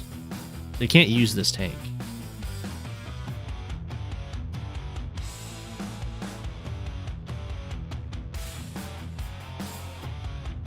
So the anti-air, like this tank basically has nothing to do right now. So you can just move the anti-air, kill the T-copter, and then the 2 tanks kill them.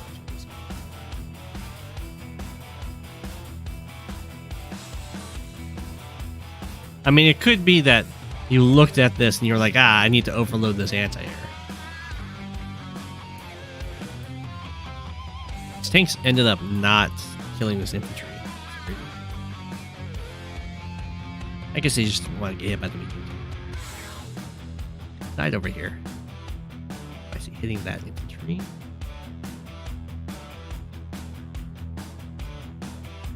Oh, the artillery getting set up. This triple artillery trying to defend over here. This is looking big time like a base trade. And also that Rip really wants to super this turn. We got some negative attacks going on. Hit the tank, okay. Here comes the super. Heal up most of the damage except for a little bit of this. The extra movement to finish off this tank. Medium tank gets to zoom on through, take out this tank. Infantry gets to come over and interrupt the cap on the airport. How cheeky. And it's in such a spot that the anti-air can't hit the infantry without disrupting this capture. Then we have the attacks coming through here. And with the plus 40% attack, this anti-air is able to one-shot infantry. Interesting. Shoots the infantry. Overshooting the artillery. Oh, I see. So the battle copter could come in. Okay, okay. Swarming on in and going for these captures. While falling back over here, have to build another anti-air. There you go. We have medium tank. Medium tank with double artillery. I don't think this medium tank's a good buy, right? This must die against Lash Super. Battlecopter backup.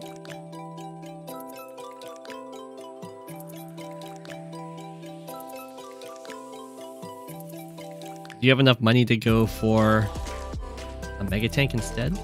No, you would have to join something together. A mega tank would be able to survive. But otherwise, I think that's just a waste of money. I mean, it does, I guess, stall this capture, because yes, the Lash does have to stand on this city.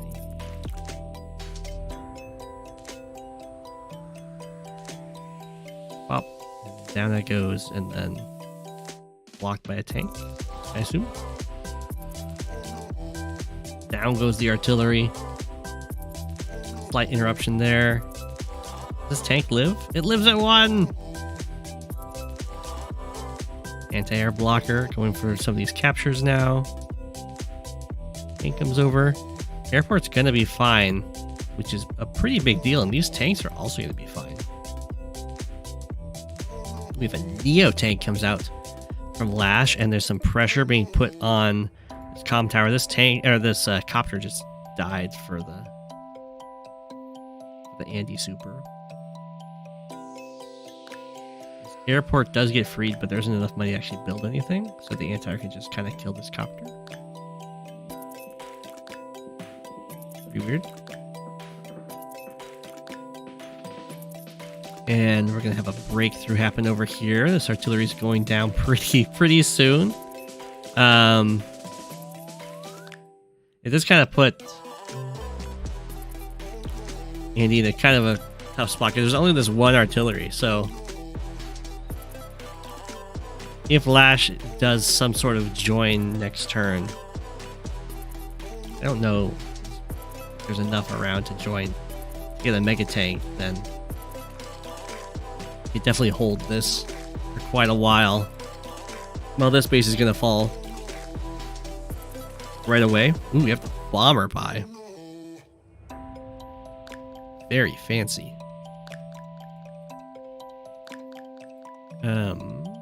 Looks like the comm tower is gonna fall to Lash at this point.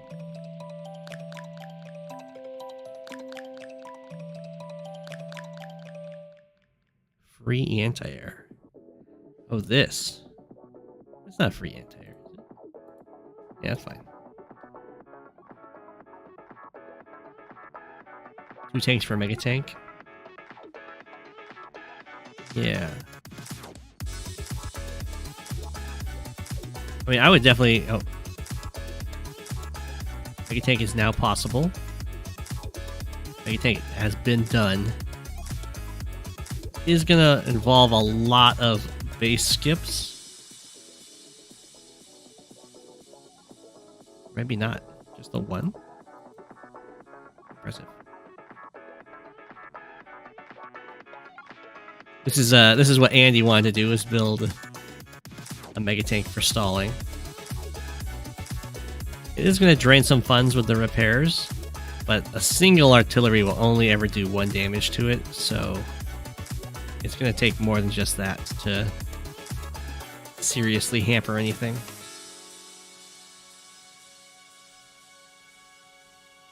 And here comes more artillery to back that up.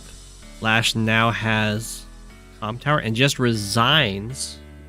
Oh, because I missed it. Over here, Rip is now attacking into the middle, taking this city. It still doesn't seem that bad. I guess unit-wise, Lash is down quite a bit. But it doesn't seem that bad, because you do get this base, and the mega tank is definitely going to stop this base from being captured for quite a long time. Neo-tank's putting on some nice pressure. You do kill off some units too, so... Yeah, I think that's kind of a weird resign.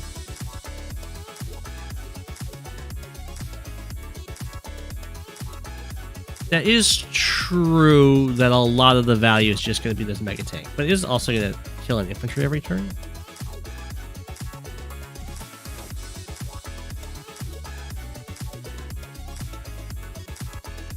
The bomber is a problem, though.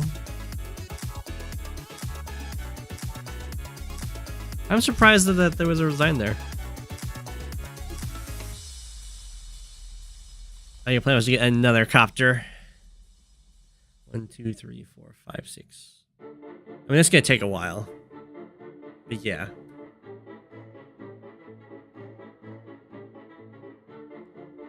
Yeah, I think that was well played.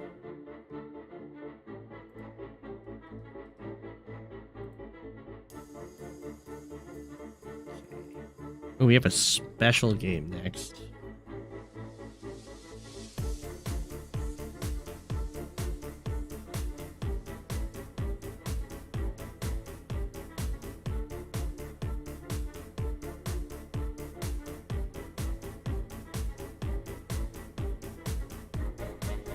You would have played on and bragged about losing a lot of infantry if you somehow won.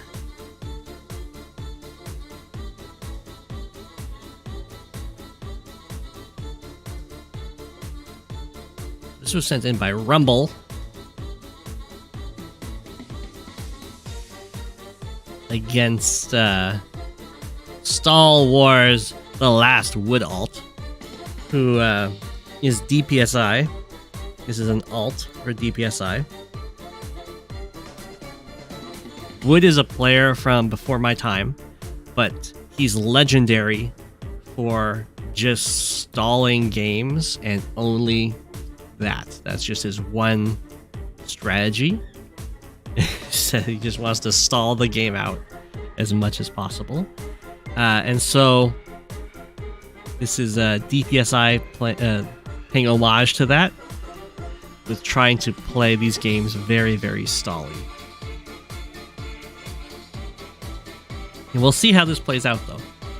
From what I've seen, DPSI is really bad at just playing stally, and will just kind of go for the win instead.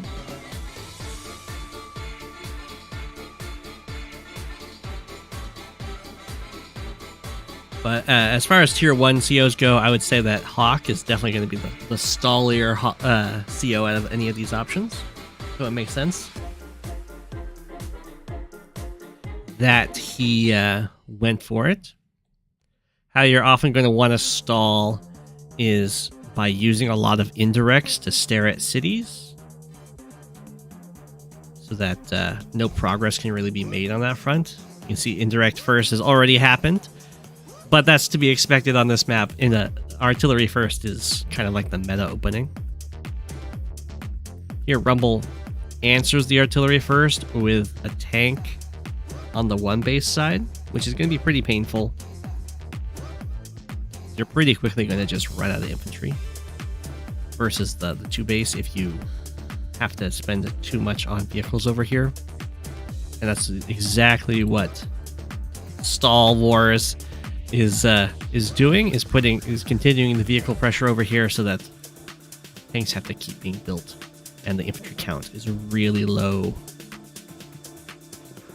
And that does a few things. It makes it so any harassment that's done to these infantry will completely disrupt the capture plan. And it also means that on Stall Wars' side, the 1 base is free to make as many infantry as it wants to. You don't want Von Bolt for a better wall. No, you want Hawke for the better power.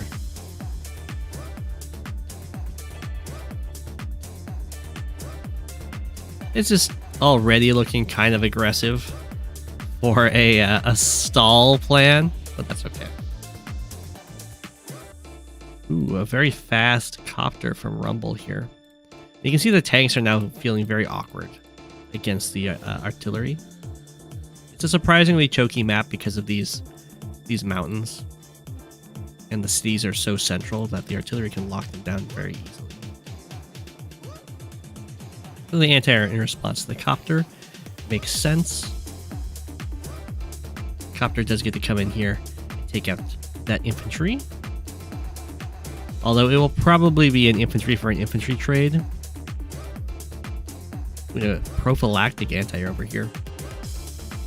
Because this artillery will probably shoot this infantry and this guy will finish it off. And then be covered by the anti-air so this can't happen again. Even a tank could be used if DPSI wanted to, or Star Wars wanted to, but instead just use the infantry. So it's just an infantry for an infantry trade. And now this copter has to run away. Okay, looks like DPSI or Dipsy is setting up the line here and wants to kind of stall out being up this one property, although this city was also let through. So right now it'd just be stalling an even playing field. If you really want to win with stall, usually you want to be up like a single property, and then you start building lots of walls and putting indirects there staring at those properties. You won't get charged if you just sit there and stare.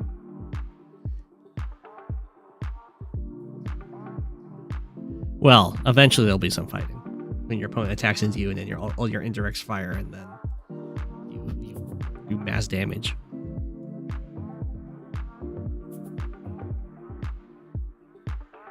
But with mass damage, it scales with the unit army, so you're totally fine with sitting and staring and letting everything just build up. Okay, I would say that Dipsy is a little indirect light for going for a stall strategy here. The line of infantry didn't have any merit going for this capture, so they just kind of have to fall back. Although they could also just try and stay here in this line. Ooh. Okay. Very odd to move so much stuff away from these forward properties on Rumble's side here. We kind of have a convex going on, which is not the kind of formation you usually want, because that gives your opponents more sides to hit your units. Oh, the walls have begun to form. This guy's threatening this property. Still just the 2 artillery. A slight attack going on over here. Stop this this capture. The infantry are in single artillery's range. Looks like Rumble's plan is to kind of strike over here fast enough with a lot of stuff, fast enough and with enough stuff that Dipsy is not able to get these guys in the way in time. Yeah. The single infantry helping defend over here. The copter is very good for stopping these captures too. You see the wall is not it's certainly not safe in artillery range, so you get to see the kind of gobble up that can happen, where every time you beat up a part of the wall, it opens up another spot to go after the next part. There isn't quite enough in range to really gobble all the way.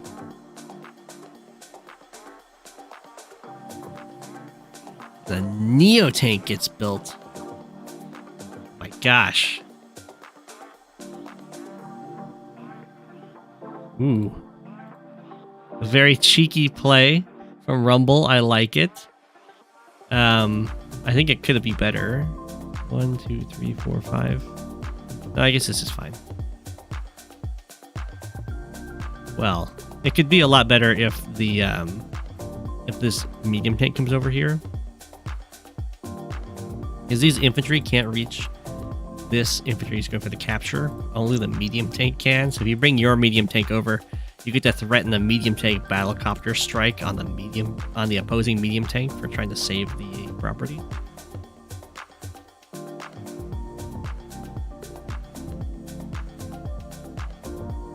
And that's not really worth it to save the property to lose your medium tank effectively.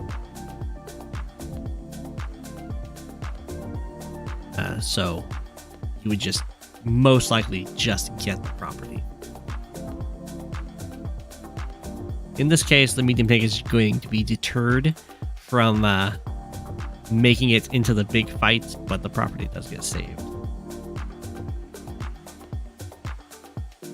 I'm going to say here that I think that Dipsy is not playing very stally. This seems very aggressive. Attacking into the wall and all that. With still only 2 indirects.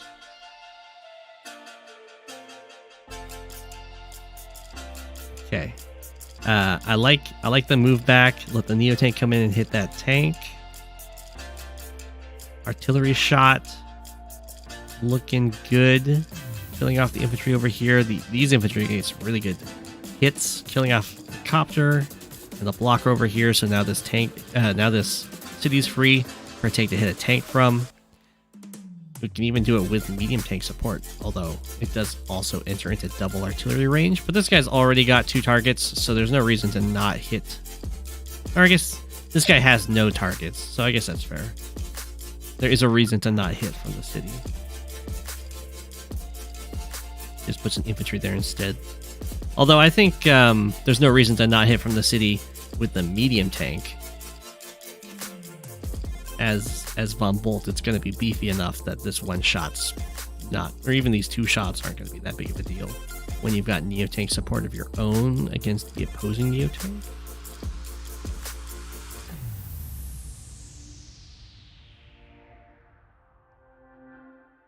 The triple RD turns will come in eventually. Yeah, no rockets.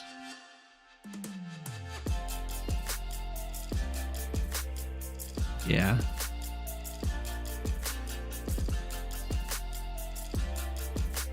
I like this move. So what's going on here is Dipsy is worried about this capture starting and then this battlecopter just stepping here to stop the medium tank. Or maybe the tank stepping here to stop the medium tank and then the capture just goes through.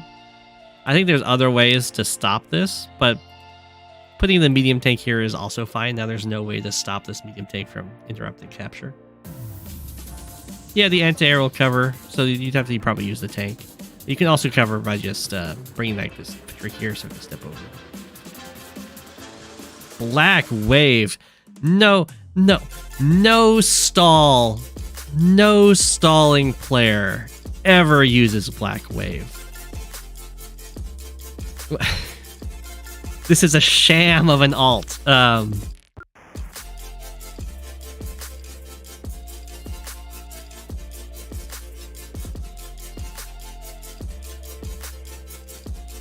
It's nice that it's going to beat up that Neo tank so much.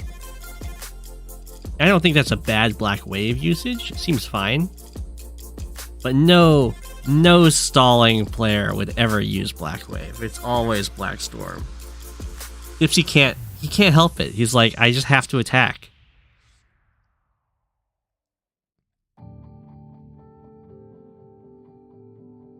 Okay, anti-air is taken out. That's a big deal. That's the only anti-air in that entire area. Neo tank goes down for its attack. Ooh, a nice Ex Machina. This is even punished Black Wave. I take it. Oh my gosh. It hit everything. And now there's no Black Storm to heal up the Ex Machina damage. See? You should have stalled.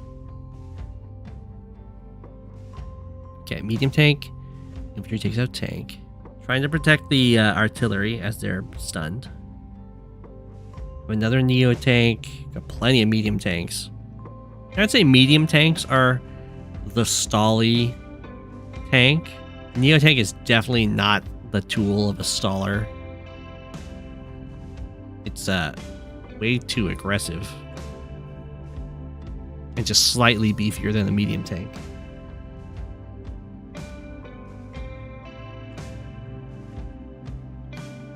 Okay. Breaking through here very nicely. Down to a single artillery for Stall Wars, the last wood alt, against 3 artillery. Against 4 artillery. Rumble, I don't know why you base skipped here. You have 5k in the bank. And definitely need more infantry over here. Okay, the Neo tank saves this capture, or saves the airport, which is a big deal. Has to fall back a fair bit here. But can kill off most of the infantry, which is nice. And is approaching the next black wave. Still a single artillery.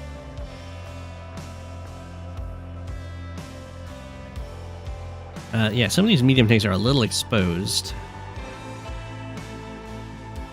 Which is what Rumble's picking up on over here. But it's still looking fairly even, as we can see. It's just Star Wars is behind in unit value. And while also being behind in unit value, like this Neo tank is not in position to really fight anything. Some fancy blocking going on here to get this city. I like it. Just out of range of this guy. Falling back over here, which is more of what a stalling player would do. Looks like they're just going to swap cities here. I don't see how. Well, actually, Stall Wars could use a black wave to delay this a turn to get a slight amount of money more than Rumble out of the exchange, but I don't think that's worth it.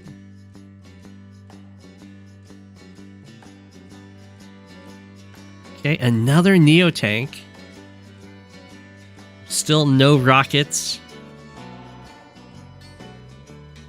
We have the indirects of Rumble are now approaching on this side. Might just take the city back. Another artillery from Rumble. Here is where Star Wars would really like to stall the game.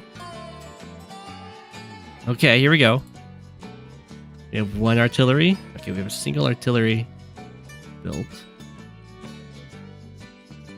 Star Wars would slash Dipsy slash DPSI would really like to get to 50 units and just have the mass damage do so much value. This might be Black Wave. Okay, I mean we'll see what happens here. This is not looking like a very stally choice though. I thought the game was going to start stalling out. I have been shown to be wrong.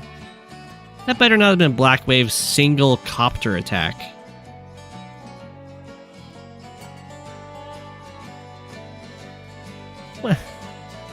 What was that? I guess it's to try and disrupt any captures that are about to happen. That's even just a copter trade.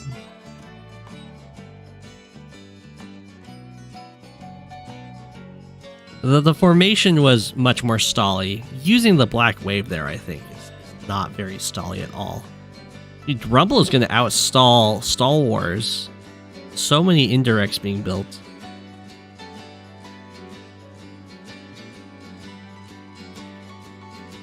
Still more tanks being built. I don't understand. And here, We get to dive on in. Rumble would ideally have done this last turn when Stall Wars wasn't getting any charge out of this. Oof. So that's a pretty good Vombolt super.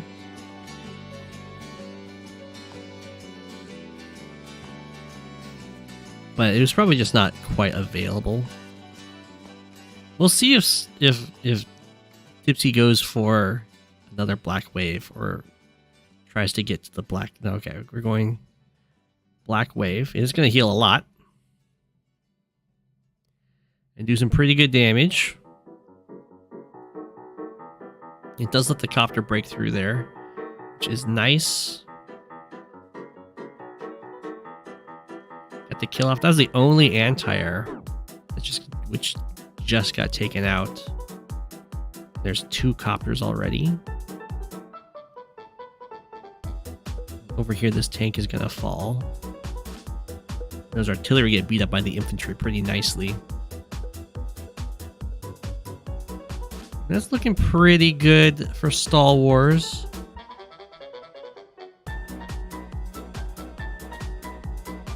The nice indirect setup that Rumble went for on all the stunned units was very good. It's almost like what you can do is Eagle, where you move the indirects up and then you lightning strike and then fire with them. You can stun the units, so you move up with your indirects and then the next turn you fire with them.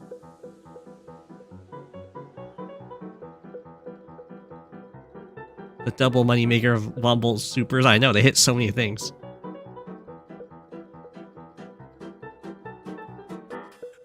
Okay. I mean, this is still looking pretty even, although the pressure is definitely on Dipsy, because cities are being taken. So those all got interrupted, so that's good. I'm so confused as to why this medium tank was used to hit this Neo tank rather than one of these Neo tanks used to kill it.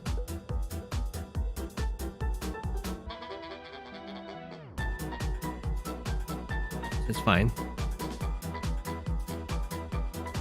Nice attack over here, killing off a lot of infantry, killing off the indirects.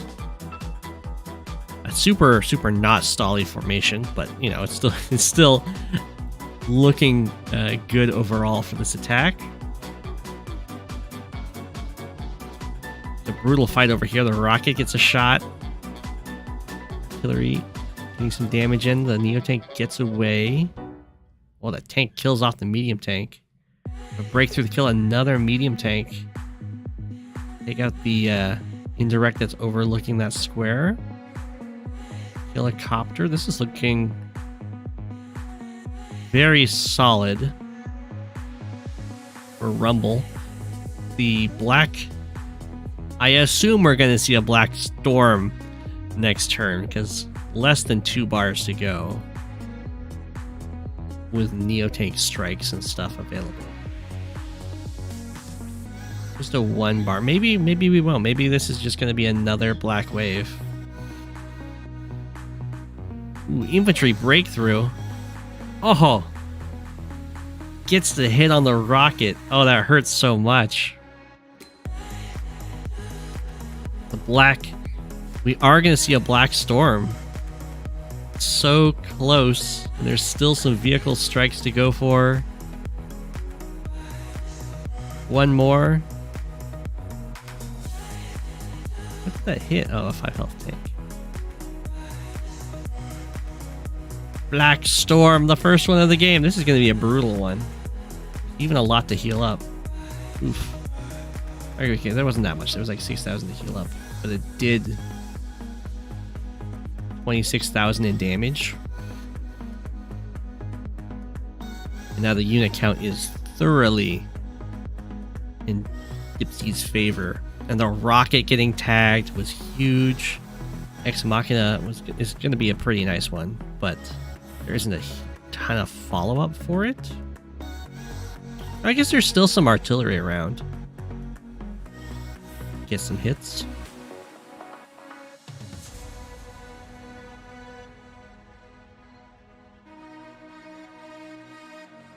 The attack on the right For Dipsy's looking really nice, though. We'll see how Rumble tries to cope with this. It's not a huge value attack, but it's a very large unit count attack, which is oftentimes even scarier. The cities start going down. We'll see. Over here we have a pretty deadly attack. The big difference is there's no infantry over here to like rush the HQ or anything like that, or to really go for any of these captures. There's one full HP one over here. I mean, it might go for the airport. I think that was just a Neo-Tank for a Neo-Tank trade that happened. Is that right? It's gonna be an 8 health Neo-Tank for a 7 health Neo-Tank. Because this artillery plus medium can kill it.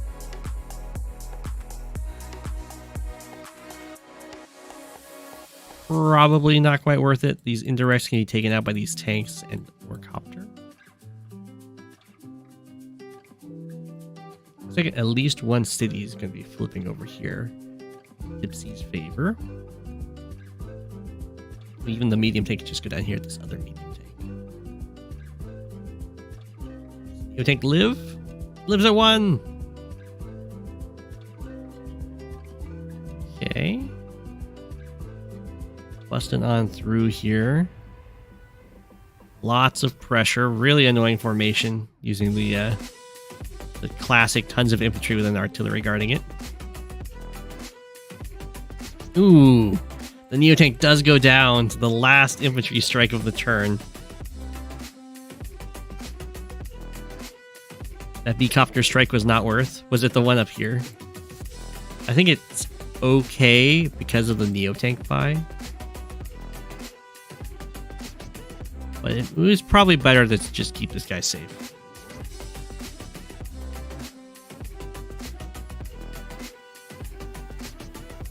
Okay. 1 health rocket has been... Oh, it's going to get healed up now. It's unfortunately going to get healed up right before the mass damage hits. Which is like the worst time to heal up your units. From 1. Yeah, that's true. Now it's a bigger unit that you have to clear. But not a problem. Wow, that's pretty rare that you see the infantry get 2 damage on the anti-tank. They're fairly resilient. This was another black wave. I don't know if it was forced because of the anti-air or something. Rather than going for the Black Storm. Which, value-wise, is a lot better. But Dipsy is up 4k at this point. Which is really good. Although 23k can still fight very effectively against a 27k income. It's not like you're being completely out-teched or anything like that. This is the moment to start stalling. Yeah, stalling here would be another good time. You're up so much money. There was an artillery built.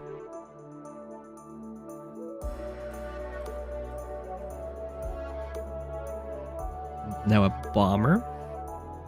The Neo-Tank's guarding the bomber from the anti-air. This bomber triple infantry, okay.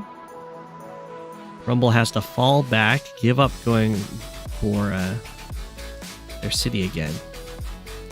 Hide in range of the rocket. The Neo-Tank comes down, clears the HQ, as any stalling player would do. And Dipsy is moving forward and starts taking one of the cities from Rumble. while kind of dividing Rumble's forces in half. I mean, if you can stall here without taking the HQ, then that would be impressive. Ooh, Rumble is going to try and get a super this turn. Build up the charge attacking this Neo tank. This is a lot to sacrifice for this super, so it better be impactful.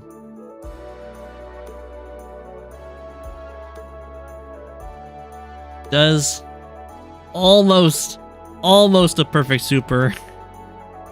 It's missing 2 units up here.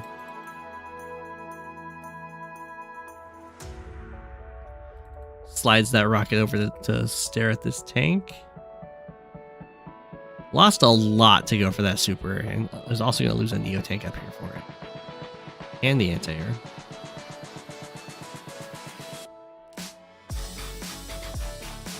So, I mean, we'll see how that plays out. It was a very beautiful Von Bolt super, though.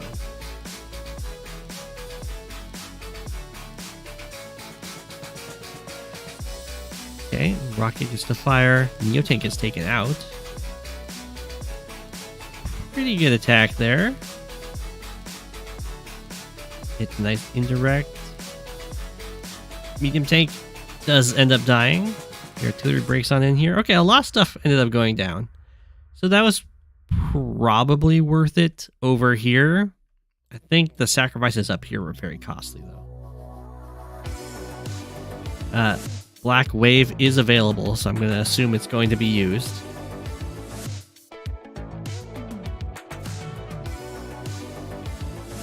Heal up, and is that enough to then let the medium tank go down, I guess? Clear off this artillery. As Dipsy definitely charges forward here. Infantry smacking into tanks with no mercy. Anti-air built against this copter. It looks like Dipsy is trying to take the HQ, which is often an opportunity for your opponent to actually get something done. But on this map, HQ captures also happen a lot. That's okay. Rumble ends up resigning here. I think that's a fair resign. At this point,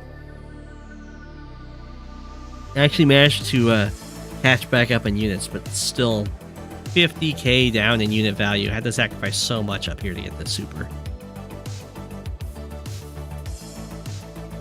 And also down 6k in income. I think that's definitely a fair resign. All this stuff is in jeopardy. GG. Monster roll.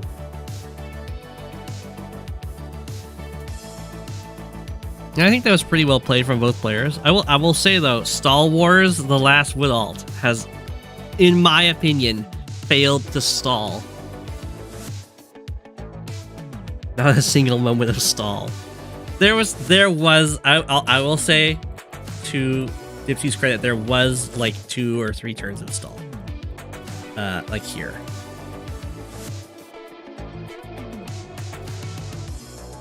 Like 4 turns. And then Dipsy wasn't the one that broke the stall, so there was a moment of stall. It just happened really late into the game. But well played for both players there. Next we have Steezer against Empathy.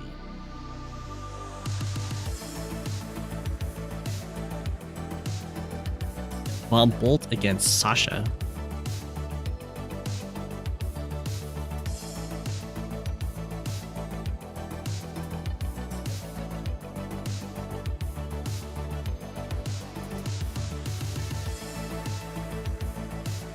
Okay.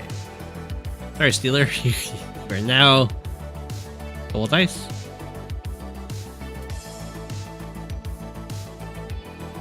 I have that power.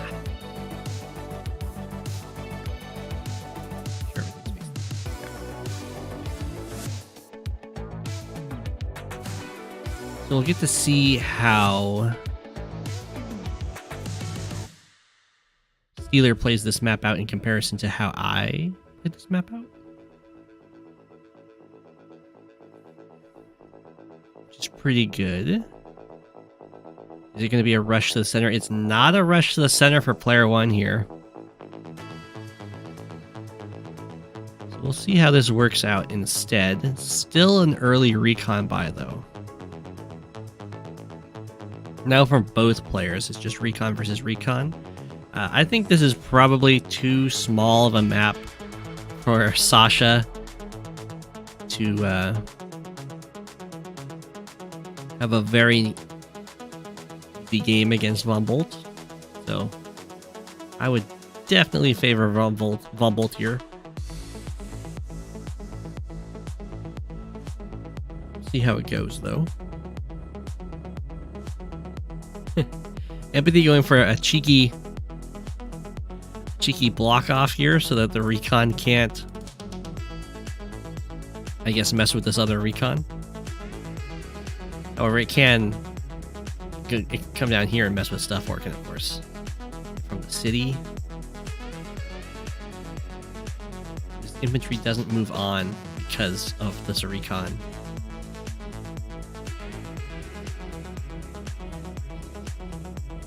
Down and just beats up this poor infantry.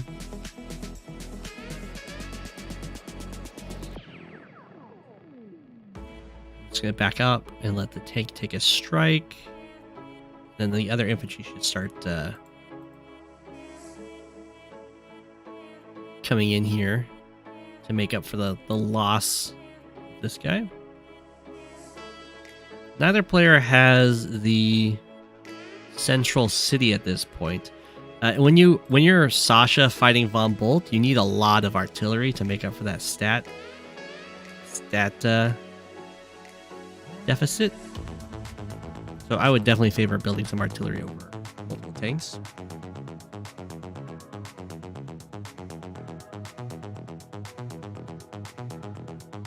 You have less time to plan each move. 2 minutes? Why are you spending 2 minutes to plan your move?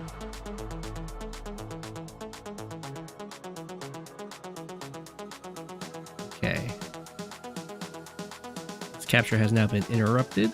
It looks like over here those Steelers got a pretty good lock on this city. Yes, I take that back. It looks like this recon's actually been doing some pretty nice harassment on this infantry.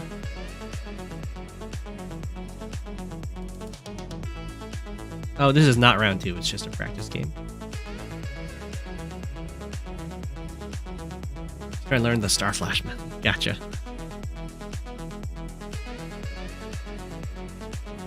I mean, it's not like if I'm spending an hour on a turn, or I guess a day on a turn, I'm not staring at the screen for a whole day.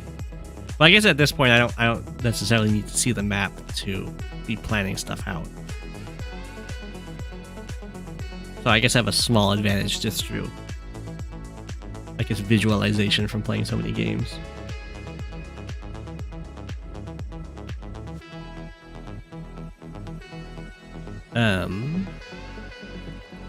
So it looks like Empathy is able to prevent this capture from starting. I think it was, from what I see here, it looks totally fine for this infantry to go for this capture right now.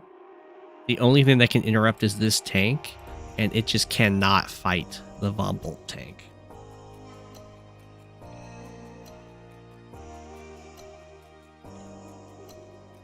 This is where you want Sasha to start burning money on the left-hand side with copters.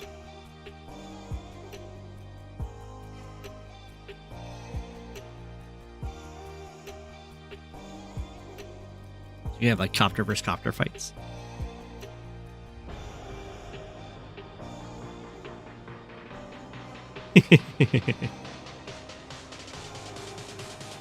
I go into a meditative trance. Merge with the game.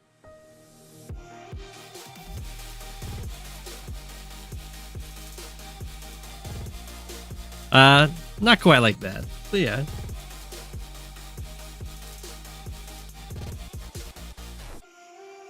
Gotcha.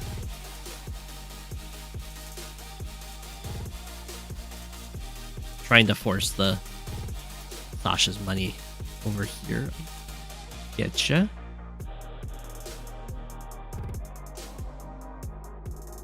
Infantry fights. I see. Okay, and then the copter strikes, and you build your own copter. You just have copter chains going on. If it's copter versus copter, then Vomble is just going to win that for sure. The +10/+10 is a huge deal. And there's a lot of pressure going on over here, too, because this tank went down. The Vomble attack. So, that was probably a mistake to go for this. Because, there's 2 infantry that can just, like, attack from the mountain, attack from the road, just kill this guy. Although I guess this guy's gonna go over and take care of this one instead. 7-6. Don't you love fighting Von Bolt? Market crash at the end. That, I will say, is probably a mistake. I would highly recommend using market crash before going for infantry fights, because infantry generates so little charge, but the increased stats matters so much that you're really not missing out so much on giving them a tiny bit of charge off of fights. Yeah, Vomble will lose the charge. Really, this should not be a copter. This should be an anti-air build instead. Hey, what's up?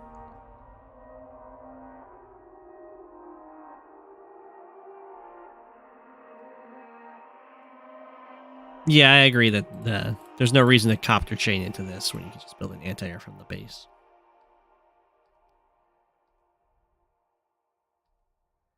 Okay, you can see this infantry gets beat up. What did this guy do? Oh, I see. Goes over here, takes out an infantry. I don't like this tank risking itself, or it's kind of sacrificing itself against these infantry. I'd prefer to have it go heal up, but that's more of a preference thing. Some people like to keep their stuff at lower health and just use their money for buys primarily.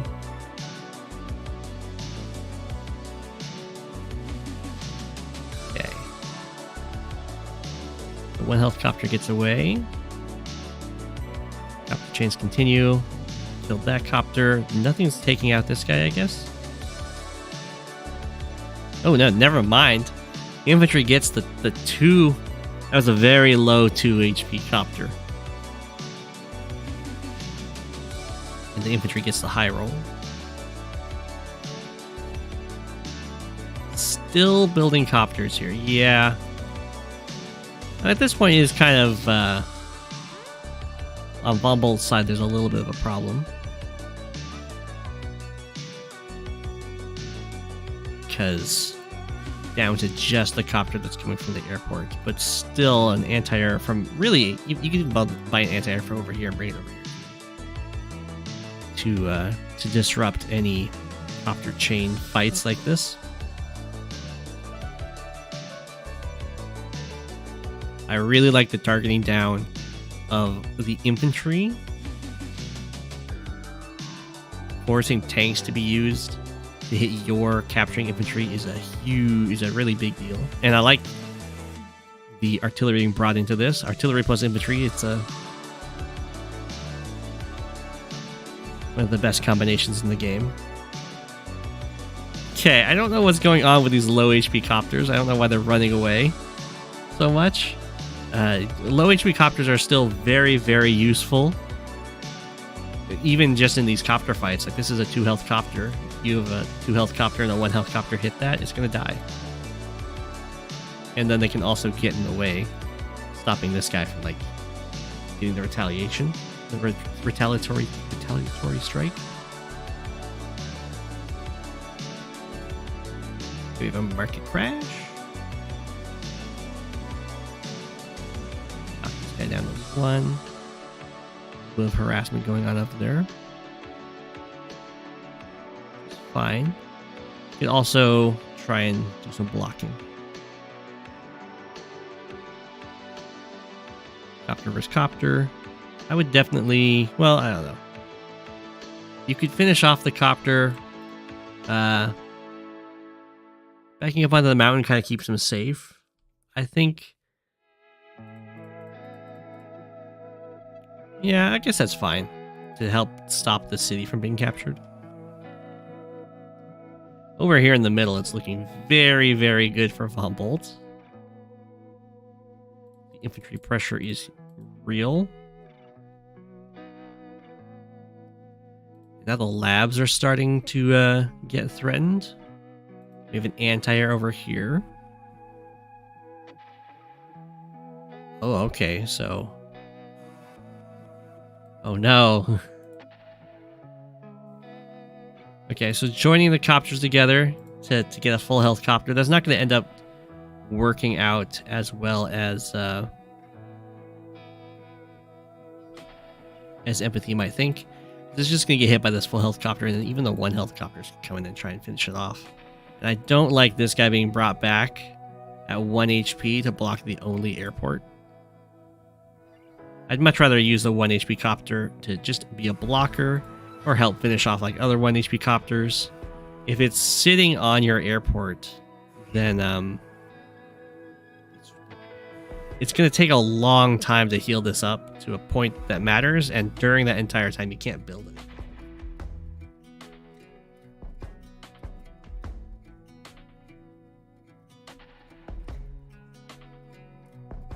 When this airport just finished.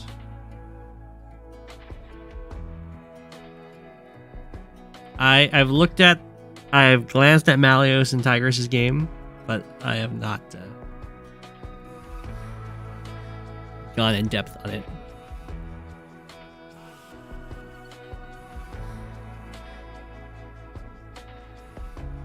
Okay. Bumble getting the economic advantage or income advantage against Sasha is always a nice thing for Von Bolt, and I like seeing these low HP copters being used rather than having them just kind of fall back and do nothing. Because if you have the higher unit count, but then your units aren't actually being utilized, then it's not a real higher unit count. The rocket is quite the buy, I must say. It's kind of decent here because Steezer only has a single tank. So it's not like the rocket can really be broken. Okay. Empathy, infantry. I don't know why I joined up to 7 there.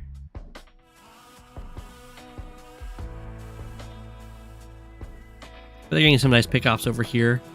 Some pressure. But it looks like this is a join I'm more accepting of because it's too, well, not really, I guess. If there weren't so many other infantry around, then I would accept this join a lot more. Because you want full health infantry for the captures, but when there's already so many full health infantries, instead I'd use the 3 health infantry to use blockers. So like a tank can't hit you.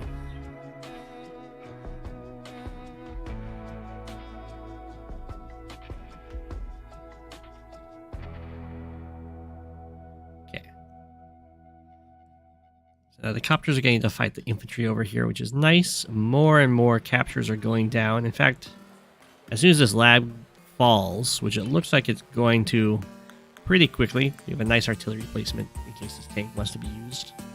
It has to hit in range of the artillery. Oh no, there's also this lab, I guess. Okay, so there's 2 labs that Steezer has to take to end the game. But in both cases, Empathy is not in great positions to stop it. Although this anti-air coming up here helps a lot. Okay, it just goes for this lab to kind of try and secure a some sort of safety net. This is looking like Steezer can just win the game this turn.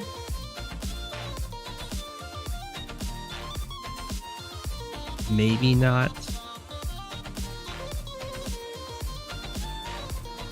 I guess you can't, because you can complete this capture, which I guess doesn't matter. Well, no, it matters if it's completed, because then other stuff can't interrupt it. You can go like copter to kill this infantry. You have to use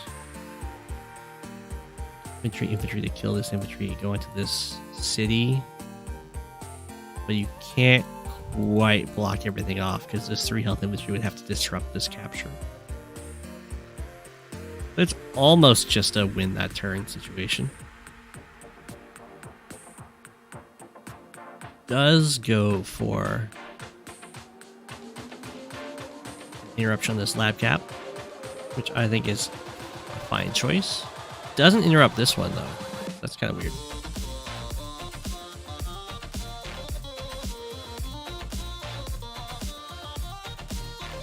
Oh, you wanted on the right hand side, you wanted to get this airport. Sure.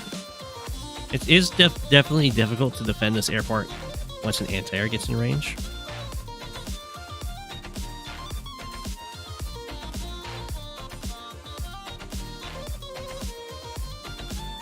And it looks like this city is going to fall, so empathy is, and the airport's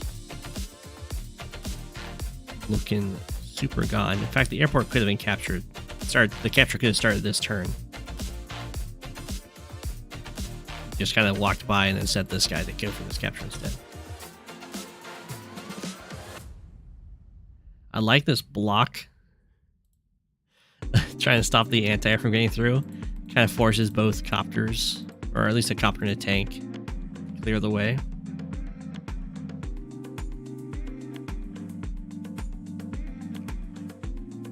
But the anti-air just strikes at the infantry. That's really weird. Definitely either copter to kill it or copter tank to kill it. And then the anti-air can walk through and kill one of these copters. Fighter gets built. Well, that's going to be effective against this bomber, which is pretty nice. As well as scare away these copters. Yeah, on the right-hand side here, Steezer's getting more and more done. Bombers breaking through. This rocket is just barely safe. Lots of medium tanks coming, but yeah, this is quite the economic disadvantage that empathy is going to be stuck in. So the game goes to Steezer there. That was a pretty brutal game. It was very different from my game against Mr.Greensuit. The center had some action, but it was definitely more side focused. But yeah, for empathy, I would say if you're getting kind of locked into this copter fight, you can always just build an anti-air from if you have a base on this. You have a tendency to not fight in the middle. I mean, that's definitely fair.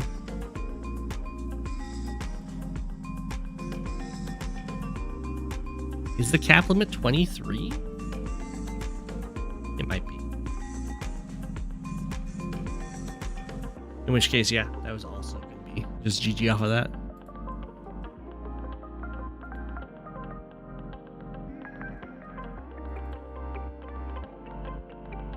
So you have Brasmak. It's Adder on Settles of Stillwater. This is going to be Settles of Stillwater version 1.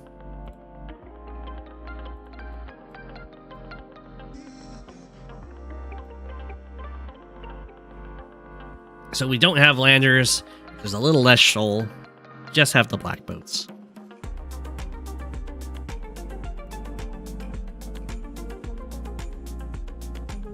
Come on.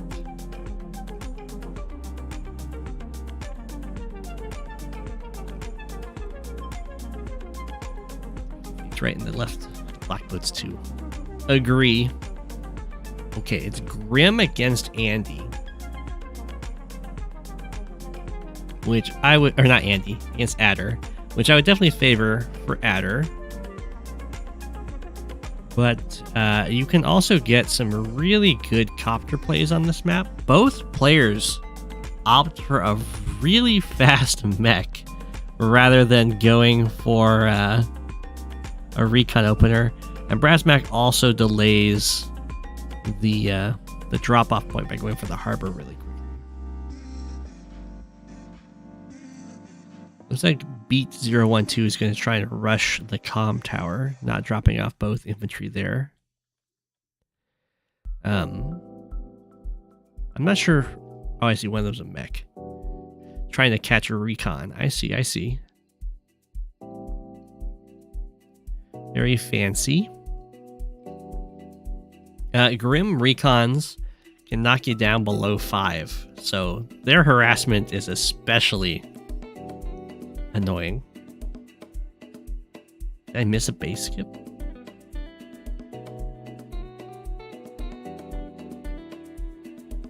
That'd be an early base skip.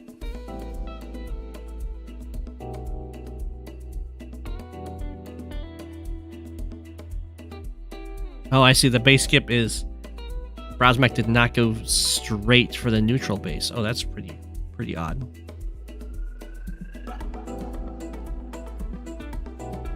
Yeah, I would definitely suggest going for the neutral bases first. This one isn't the worst to delay on because it really doesn't have that many captures assigned to it. So you're not delaying. I mean, it's costing you a unit, but it's not like one of those major ones to lose out where you're also delaying every single other capture. And then you're like down like 20k or whatever.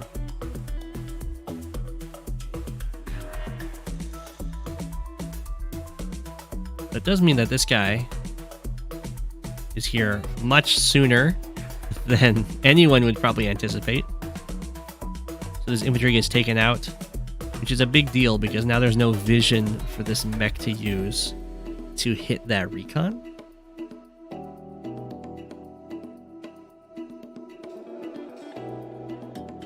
So now the attack from Brasmak on the top is unstoppable. We have lots of, or I say lots, we got 2 Grimm mechs over here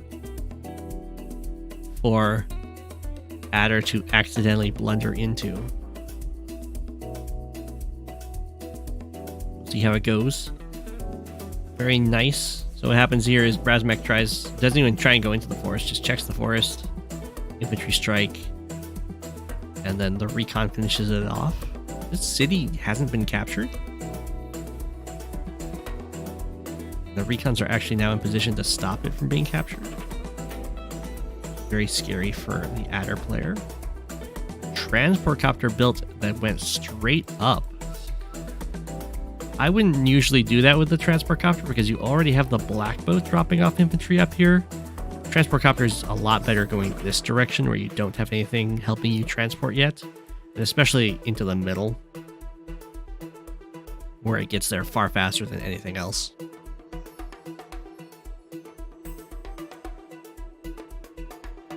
Yeah, the Grimm mechs against an Adder is going to be rough later on, but early on, if you're expecting these early recon attacks, I think it's totally fine. And look at that. It's Operation Protect the Mech. Unfortunately, this infantry can come over and clear the way. Some very good, as you can see here. This is why the Grimm recon harassment's especially strong, because you get knocked down to 4, so you can't just sit there and hit capture and then be threatening to take the city next turn. It takes a whole nother turn. And that can give Grimm time to like retreat and build up some defenses for when you have like a tank or something to hit back. Or have like an injured unit come by and finish you off instead. In this case, the 4 health infantry just moves off and just hides in this forest and is replaced by... Oh no! For Adder here, this is the correct idea is you take this guy out and then you hit the mech. You just hit the mech with the tank. You don't hit it with the... Tanks hit mechs way harder than infantry.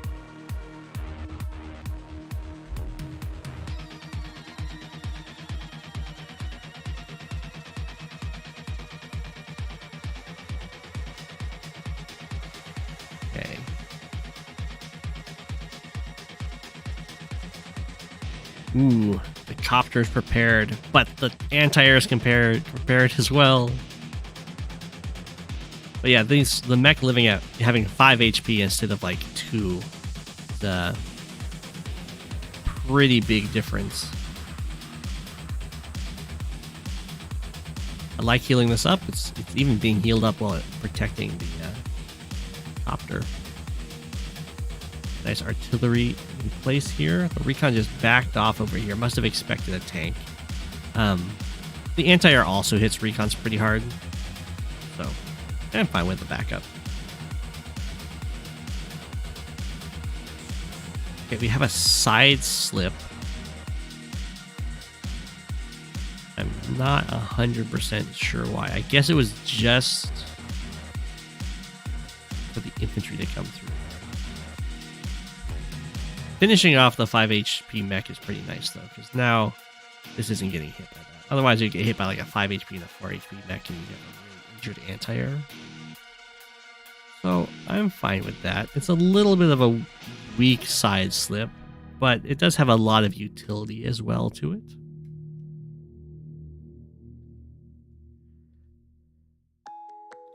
It would have been, I guess, double 5 HP mechs. I'm fine with setting the mech in and hitting the anti-air. I think the mech would have been sniped by infantry from Adder anyway. At such a low HP. You'd have to like fall back with it, which is a little awkward. At this point, Adder has a decent sized force putting pressure on this comm tower. And it looks like Brasmak is just a little bit out of position to stop this one without some major sacrifices. See how that goes. Adder definitely wants the comm tower to punish Grimm's lacking defense even harder.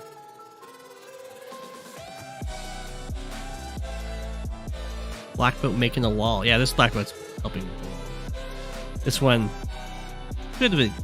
Yeah, I mean, it could in the future. You can also put the Blackboat here to secure a spot to interrupt comm tower captures. This is always a very awkward situation when you come in for a capture and you see 2 opposing infantries capturing right next to you. Okay, we have some good infantry cleanup going on over here, and now there isn't a great way to have vision of this area. The lone infantry could give it, but then the vehicles have to be committed. If you're gonna build, well, this doesn't help anymore. But on this version of the map, if you're gonna build a lander, you want to build it from this harbor, 1, 2, 3, 4, 5, 6, because that reaches in 1 turn. But this lander from this harbor takes 2 turns to get there. This is no longer the case in the current version of the map, where for 1, you start with a lander, and 2, this is a shoal now, so you can drop off there.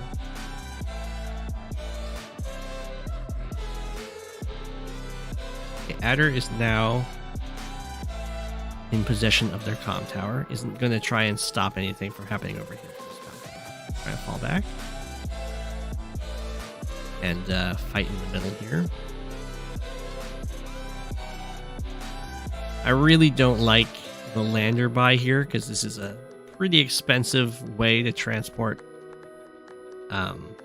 units, especially if it's being used to transport mechs, which is something a Blackboat can do. And if Adder just kind of leaves this area, then it's going to be an investment that doesn't get a ton of payoff. And here you can see how good this transport copter usage is. Just go straight from the base straight into the middle. Usually you'd want to use... I mean, you can do it with infantry. The mech drop-offs are really scary. We have a Neo tank, and we have bomber and medium tank. I don't know how good bombers are against Grimm. I think oftentimes that's just going to be a massive overkill. I don't know why... Oh, no, I guess that's fine. Yeah, okay. So the anti-air is going to clear the way, and then the copter is going to kill the copter. Okay, that's fine. And then all of these one-shots get to happen, because this is a Grimm. power usage here. Ender comes down here, drops off a mech and an artillery. Okay. So I like this attack up here. That worked out pretty well. I don't know if there was a... I mean, preferably don't use the anti-air here to kill this infantry, because you can kind of clear the way from the top, and then you can have the anti-air sit on the city, helping protect, sit in the city to kill the copter instead of having your copter so exposed. But I think it works out pretty well.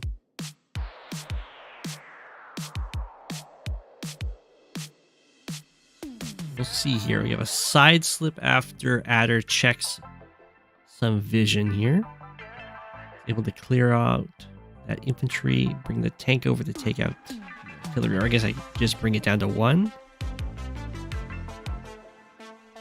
Already the artillery drop off here into this forest is paying itself off. So that worked out a lot better than I anticipated. Credit due. And I like what Adder's doing here with the transport copters.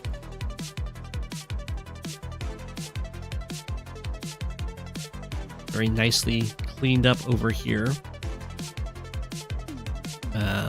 I would say Adder is kind of lacking in vision control right now. Had no idea what they were kind of stepping into over here. For Brasmak, we've got quadruple recons. So assuming one manages to make its way down here to help out, that will be really good. Right now, kind of falling back quite a bit here, which I find interesting because had such a good attack on this side. I would anticipate want to follow that up.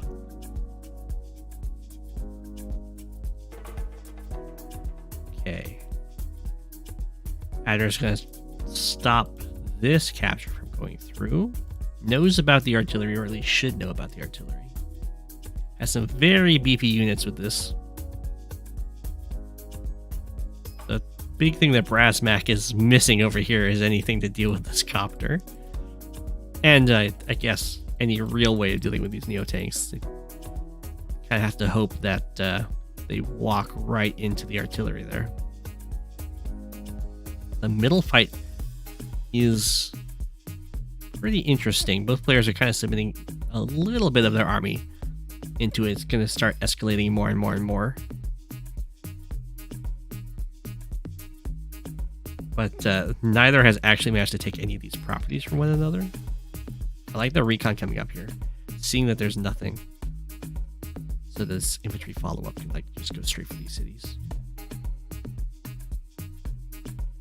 Okay, we have another side slip, finds this recon. And this one gets some nice vision. It gets this copter. Copter breaks this line, but there isn't anything that can hit anything more. So this artillery is going to be fine for now. And it does have a target in the medium tank. I really like the setup of just kind of producing a lot of foot soldiers, sending them over with transport copters, and then being able to produce more air because of it. So I was talking about how there was no way of dealing with the copters. I kind of like the missile buy. In Fog of War, missiles are the only truly self-sufficient unit, I think, in that their attack range is 5 and their vision range is 5.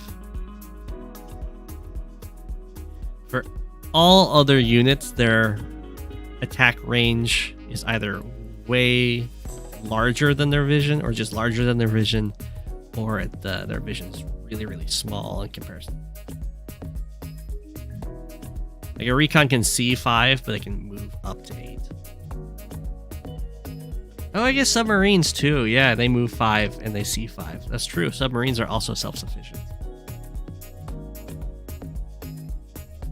Piperunner C3.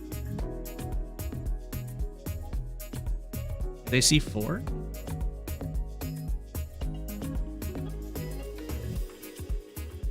Wow, I didn't know that's off 4.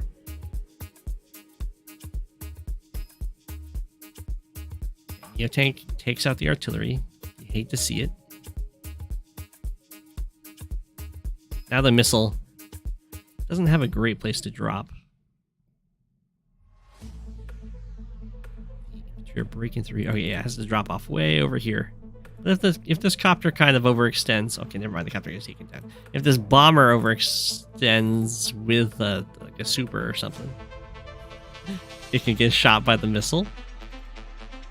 So it is guarding that tank, but it would indeed take a super for the bomber to reach that. Here's another bomber over here. So I think the bombers are a mistake against Grimm because his anti-airs will just one-shot your bombers. Where against other COs, the anti-airs won't kill your bombers in one shot. And then also, the bombers often are just going to be overkilling everything, which can usually be an okay thing if your unit can be injured without, and then like survive, and then now just normally killing stuff instead of overkilling stuff. But in the bomber's case, anything that can hit the bomber is probably just going to one-shot the bomber, which makes them not super great against Grimm value-wise. And you can just use copters instead, which are going to be a lot cheaper.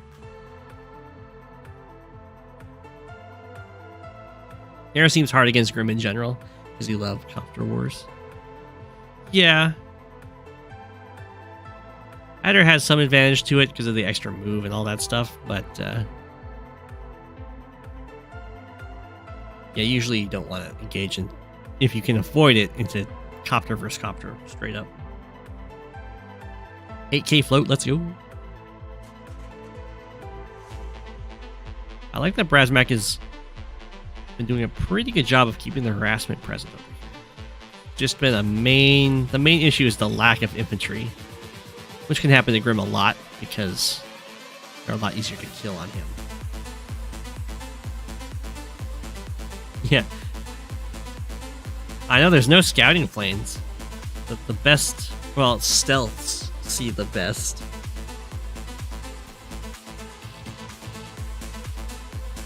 You don't have clouds in your way. You're right. That's why. Okay. So, I would say a fighter is okay to grab against Grimm. He does use a lot of copters. Fighters are immune to copters. And fighters are really fast. So far this missile hasn't done anything, but I've got hopes and dreams for it. Okay, we have a little bit of a copter buildup over here as Adder. We have a lander for Adder as well. I think this bomber hasn't done anything. Yeah, it's just been floating around. And here you can see. That didn't hit the infantry. Must have hit a tank or something.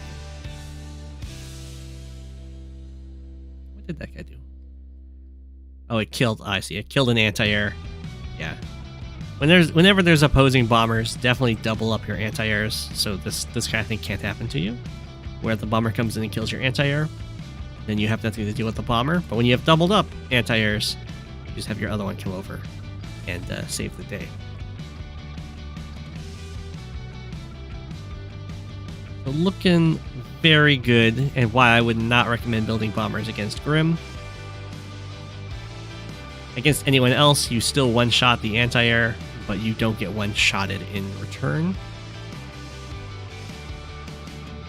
You do not want to trade your 22k unit for an 8k unit, even if it is from the airport. Ooh, if the side slip from Adder, so the lander will make it to the shoal.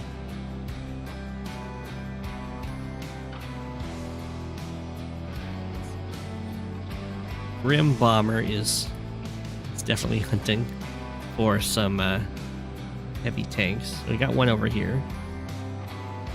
Neotanks are a little too safe. But looking very nice. The attack in this corner. Adder's completely out of position at this point to really deal with that. Ooh, I like the restraint to not... Yeah, I guess you see this anti-air, but oftentimes you're like, oh, bomber can hit medium tank, bomber go hit medium tank. Especially when you have a tank here that can hit the anti-air. But very, very good restraint to not just charge on in there.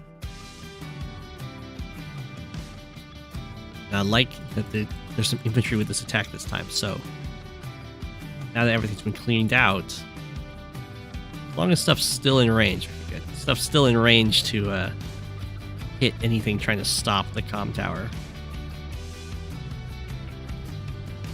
Capture. Nice. I don't know why this anti didn't move. I guess it's just hiding in the forest.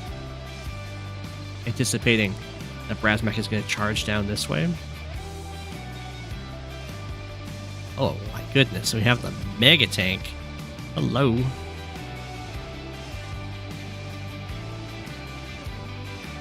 And we have the T-copter built. Very nice. Okay, at this point, Brasmak is a little too defensive up here. You can, especially when you're going for captures like this, you can start moving down into the middle. Your opponent's going to be sending reinforcements up this way. You can either try and beat them all back, or you can just let them be and strike somewhere else that's no longer being reinforced. Yeah, 5 anti-air and a fighter.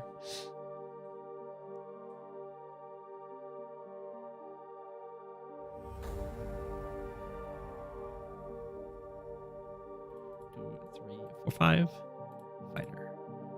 Is it only 2? This missile, I don't think this missile has fired yet, but that's okay. It is a missile after all. If Adder here was the AI, all of the air would be dead to this one missile. As everything would just fly into its range.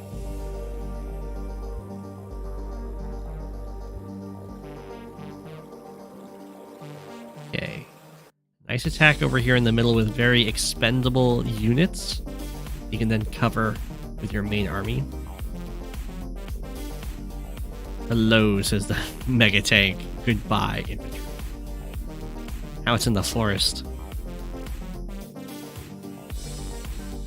We'll break through the pipe seam here. Nice artillery covering this mech. Bomber's going to be chilling back here, I guess. Oh, the bomber's the one that broke the pipe seam. I see.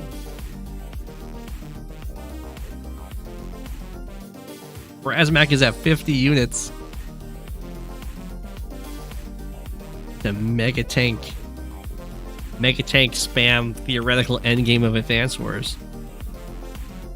Ooh. It's a nice little breakthrough to kill this bomber. Sees the missile too. Oh, but saw the missile with the recon, but still decided that, oh, never mind. Goodbye, missile.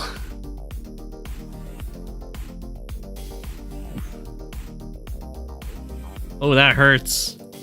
Bomber, Neotank, Infantry manages... I thought that would be so safe in the forest. That is not safe at all. This is a very strong adder power on the bottom there. I think at the top, the adder power looks like it's just going to overextend into the main army. But down here, very serious damage. I know, Missile Chan and the Mega Tank.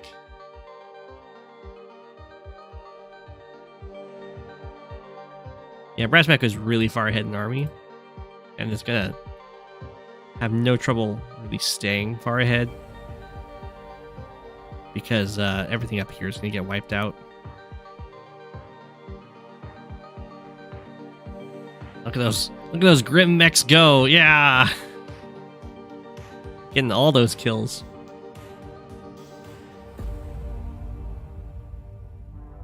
So at this point, Adder's pretty much just the remnants down here. It had a very flashy kill on the missile and the mega tank, but there's just way too much stuff. Yeah, and it ends up resigning there. Still, it's not every day you get to have a flashy kill like that on a mega tank. Yeah, I know, the 2-tower Grimm super. It was very scary. Everything was getting one-shotted. So the mechs worked out very nicely, I'd say.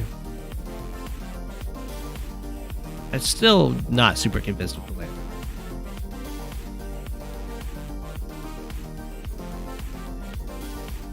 Overall, I would say Brasmak was a little too passive up here, but it ended up working out, so that's fine. And we got to see the theoretical Mega Tank spam end game, which is always a pleasure to see.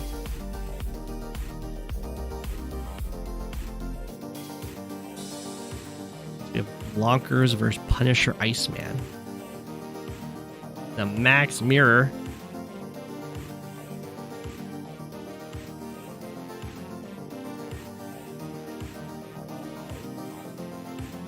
On Intelligent Systems, one of my... I think this is sent in by PunisherIceman. One of my least favorite maps.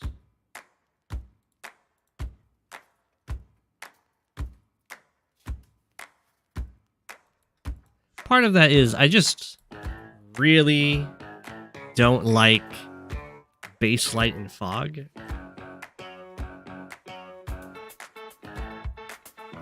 And I guess this technically isn't base light because you do have a third base. But I also hate how that base tells me I'm not building from it every single turn.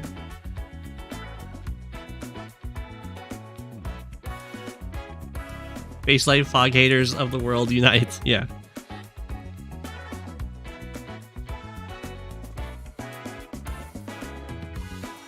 Still said about the time you bought a missile and the opponent had already an infantry waiting. Okay, so Max is very good on this map. Can't even build a pipe runner there because pipe runners are banned. Is that why? Why do I dislike base light fog? Well,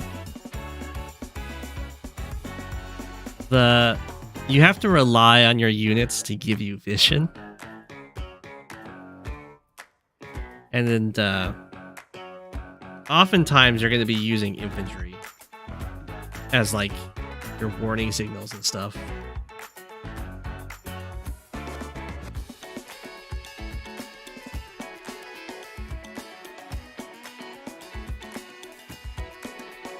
So in base light fog, what's going to happen oftentimes is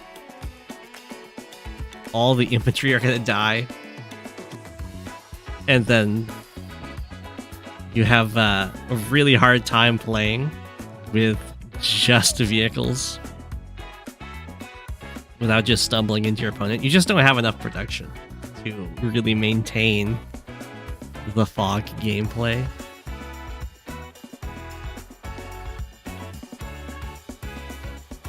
Because it's pretty much impossible to play fog and never end up blundering some units away. You keep losing more. You lose a lot of wiggle room. And there's also the problem there's no imbalance stuff.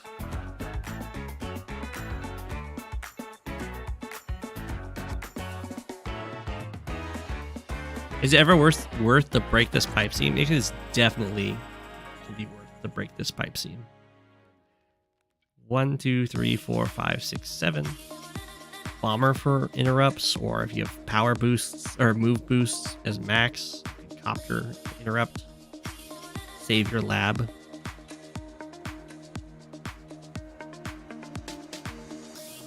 But yeah, base light and fog is not quite my cup of tea.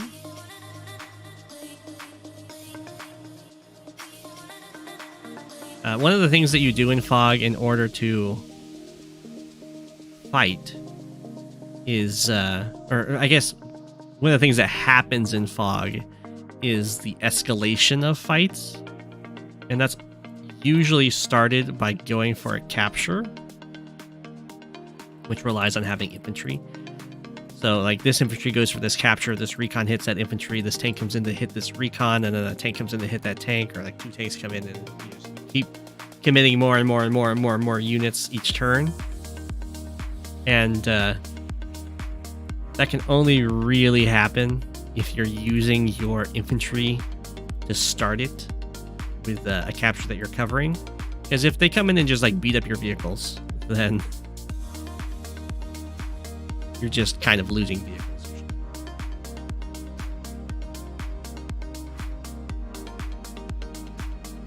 Oh, hail like King of the Penguins.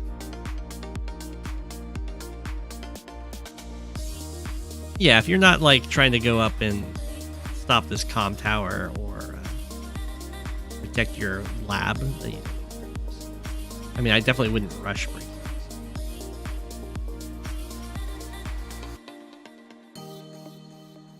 We have the recon buy from PunisherIceman. I think that happened last turn, and it's a very strong buy because this is base light.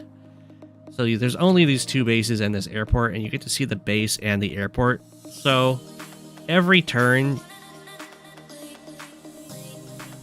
it's the turn. Okay, so PunisherIceman sees this recon buy. That means there was a vehicle bot here. There's no airport here, so it's recon, probably tank, is what I would assume. If I saw an infantry here and I didn't see a copter here, I would go, oh, they bought a medium tank.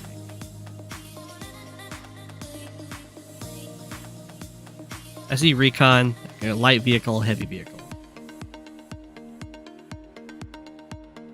I now effectively know their buys. In this case, I would guess a tank, and it would be an anti-air. Okay, here I see, copter, infantry, probably a tank at this point in the game, maybe a recon.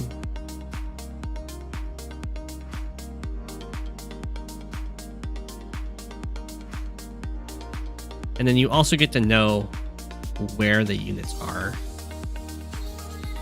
Because you can also make a guess just in general to be like, oh, my opponent probably built like a battlecopter tank infantry kind of thing this turn. But I don't know where the tank was built in comparison to the infantry. In this case, I'd be like, oh, I know exactly where they are. And then you get to start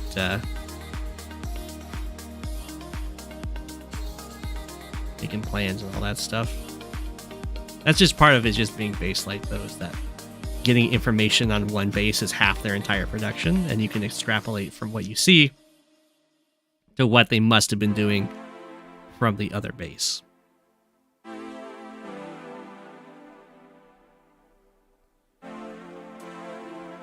Which is also a problem. Again, what do you see? You see a copter, you see an infantry. That's only 10k spent. And it's like, PunisherIceman has 16k, so there's probably a vehicle that got built from the solar base. Just judging by your own economy here. But Blonkers is actually a little bit ahead. Some nice strikes coming in here. The infantry got cleaned out by recon infantry strike, but there was tanks covering. Taking out the vision is nice. PunisherIceman would have really liked it if this infantry had died, but it doesn't have a comm tower, so that's just not going to happen. I'm slowly working through the backlog. So Blonkers with the double comm towers as max.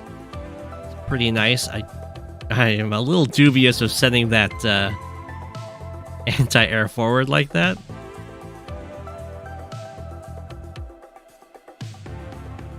That's okay.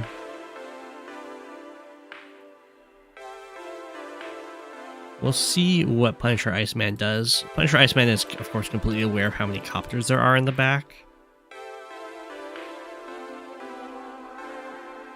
So we'll probably do something that will bait them out.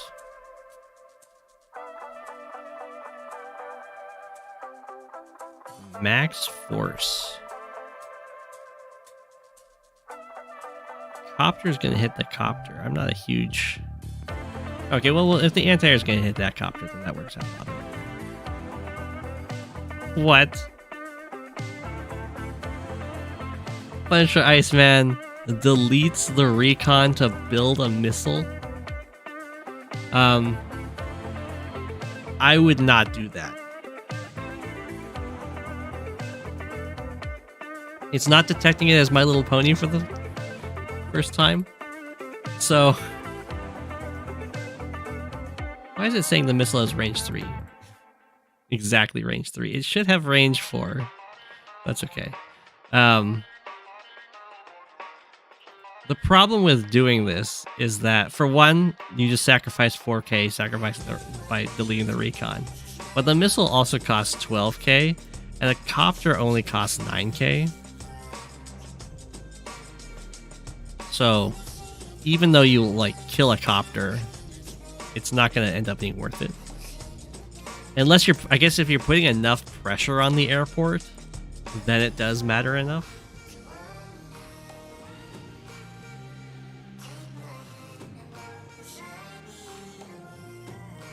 That's true. Max will have to build a max artillery to clear it. Okay. The max super in response to the max power. 3 health anti-air to 6 damage. As you do. As you do. Classic max battle in the middle. Like the infantry attack coming in here from PunisherIceman. Overwhelm this comp tower. Oh, unfortunate for PunisherIceman. The tank buy reveals the missile, so it won't even get a copter kill.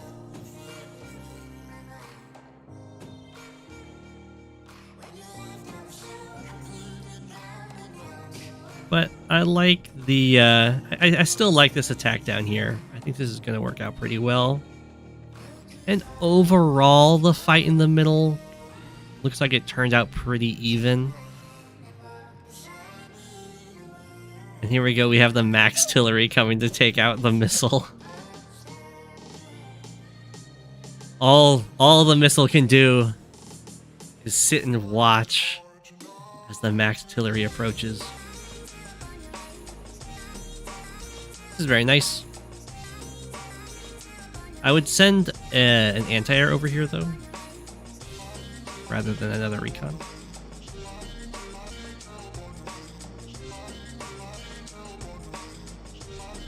Okay, Center City completely unguarded for the most part. I guess this the will be 4 health tank can sacrifice itself, but that will even up their economy again. I don't like Blonkers kind of charging in over here. Sometimes you just have to accept that when you get overrun by infantry like that, I mean, they're definitely going to be defending that many infantry. So you just have to accept that you're going to lose that comp tower, which is fine. It happens. Very risky to charge in with that copter. In this case, it's fine. But this recon buy has been a recent phenomenon. So it's very plausible that there was an anti-air with this attack. Okay, tries to block the way. I think it's probably better to just back up with that tank. That's okay. It can be tricky. More infantry getting taken out. You can see we're starting to run into the problem on base light fog. Blonkers has 5 infantry. PunisherIceman has 12. So that's a very nice advantage. But it's going to be really difficult to build any more infantry for Blonkers, especially with the missile in play. Because there's, at the same time as all this is happening, there's still vehicle buildup and fighting. It's really tough to justify building an infantry over another vehicle.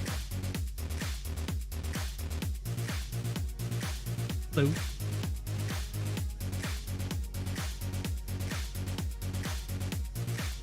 Delete it and build a counter artillery. Artillery sadly can't see far enough.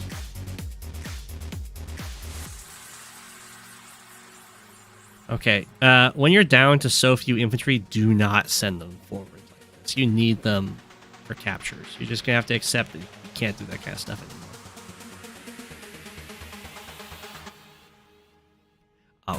big deal to kill that recon. I was like, that recon's just going to wreak havoc up there. So it's a big deal to get that kill. Yeah, over here, Blonkers had a really good attack.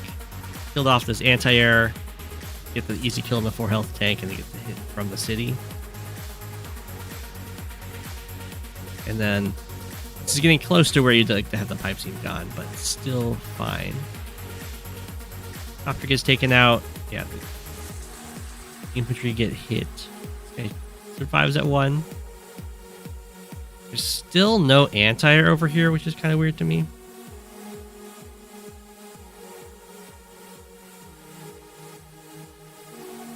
But that's okay. You can't build a pipe fighter. I'm pretty sure they're banned on this map.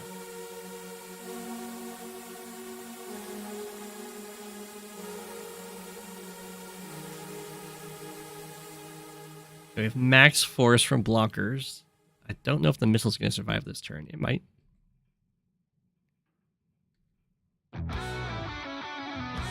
Okay. Almost completely out of infantry.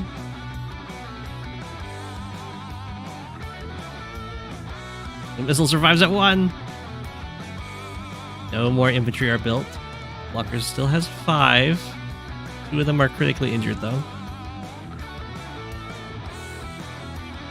Recon gets taken, or Recon takes out the copter. Very nice. Tank goes down. One of the valuable recons get taken out. Okay, I would not step here with the 1 HP recon or infantry. You know there's opposing infantry that can just take you out, so just gotta accept they can hit you from your city.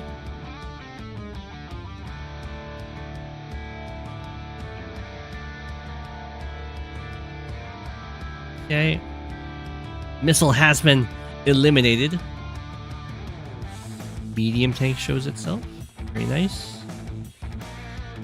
A nice strike on that tank.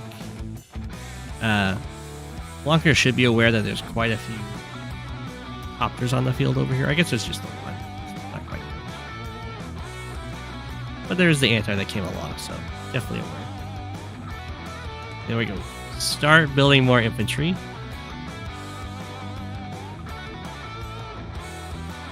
Medium tank from PunisherIceman's own arsenal. Really needs to stop putting these injured units on top of these cities. I think it's going to be fine this time. But I would prefer to bring it back so it can strike instead.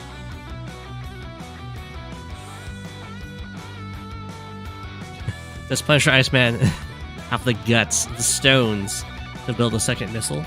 Maybe. I would definitely wait till a couple turns for the artillery to move. Okay. Blonkers has definitely recognized the infantry deficit. A transport copter that will be primed to pick up infantry soon.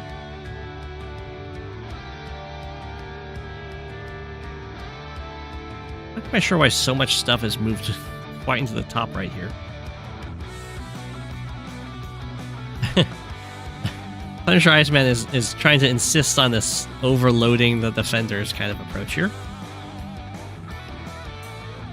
This kind of a move is like really good when you have your army like a single turn closer. It's happening just a little bit out of sync, so you can't punish the fact that the vehicles have to go fight these infantry if your units are too far away.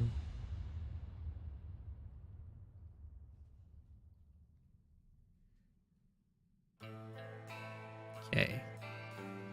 Looks like the artillery is like, I am just never moving. I'm sitting here on anti-missile duty for the rest of my life. So I don't think we're going to see another missile.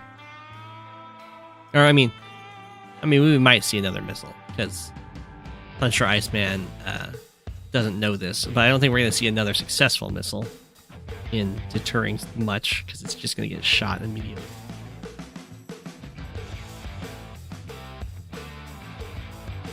Okay, I would definitely go for the swing there. It's the 1 HP infantry fight. It's a classic. If you don't go for the swing there, then the 3 health infantry just kills you. So, might as well. I'm not quite sure why this tank is trying to Rambo on up here. All alone, it has no backup. I guess PunisherIceman is just hoping that this guy also has no backup.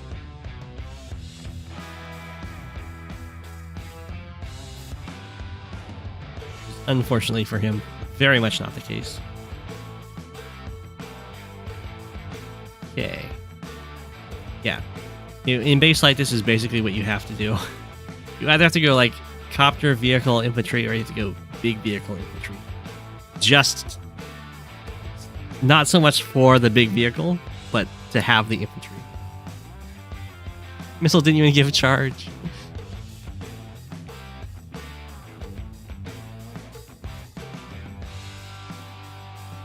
Helicopter with your 1 HP.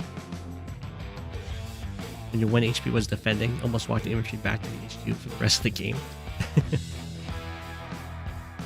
He's an award.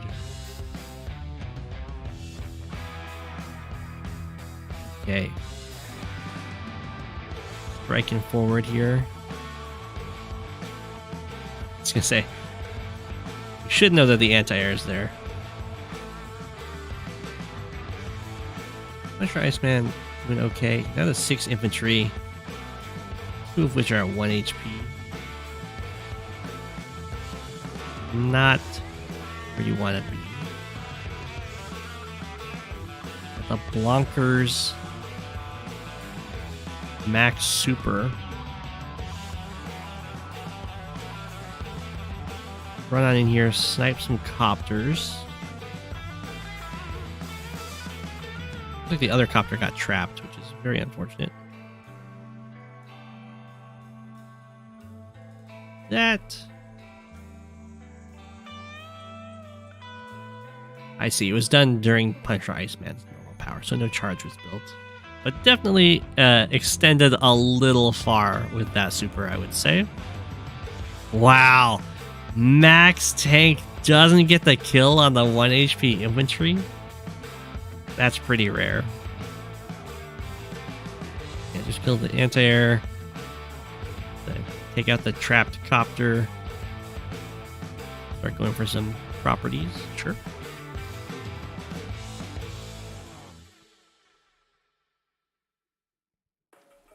Okay.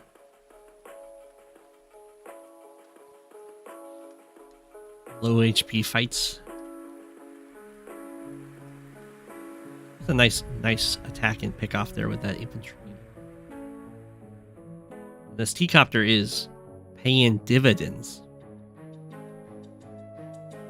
Getting those infantry to the front lines as fast as possible so you can actually go for captures.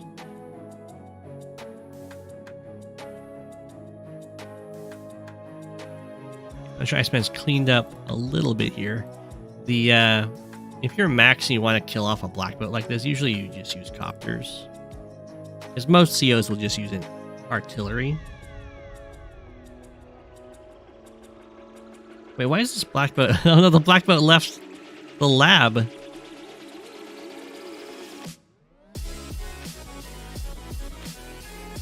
Well, that is very dangerous to do on this map. You really don't benefit that much with that black boat being off the lab.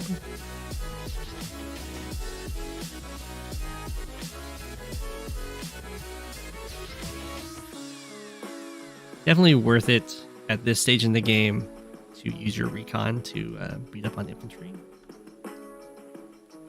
I approve. Infantry count becomes a very big problem for both players. Looks like everything's going to get cleaned up. This side, infantry are going to be completely unsupported,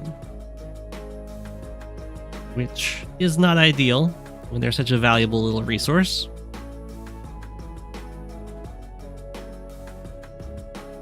Ooh, PunisherIceman is floating 6k. Max force from Blonkers. This is a little dangerous. So little vision, but I guess from what I don't know, it's always tough to do this because you kind of have to wonder. Actually, it's very dangerous for Blonkers to do this because all Blonkers has seen built is infantry from this space. So it's going to be probably medium tanks because it also wasn't a copter at the same time. So should know that there's a medium tank over here.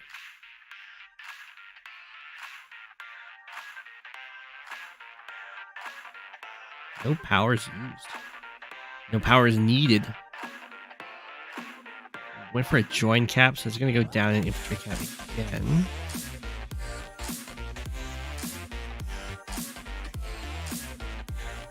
So close to PunisherIceman being able to just force the issue with this HQ.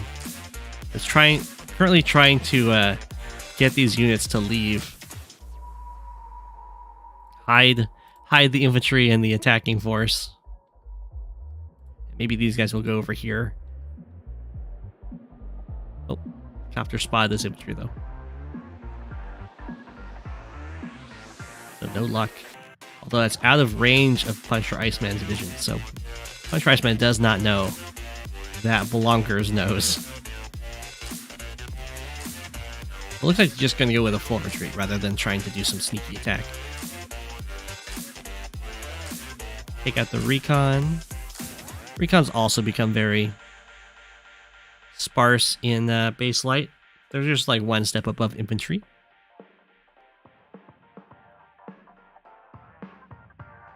Okay. I do like the punish that Blonkers had set up though. Medium tank. Oh my gosh, straight to mega tank. Oh, the max artillery has moved out. Gotta be careful. If PunisherIceman sees this, then PunisherIceman will know that there's nothing stopping another missile.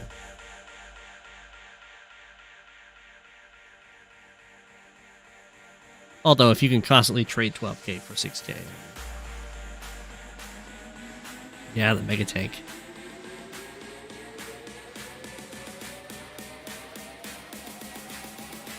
We'll see when it gets done. Max has some pretty strong mega tanks, but I mean, they're kind of just as strong as an adder mega tank. It's mostly going to be the move boost that matters. Extra firepower against all of these units does nothing.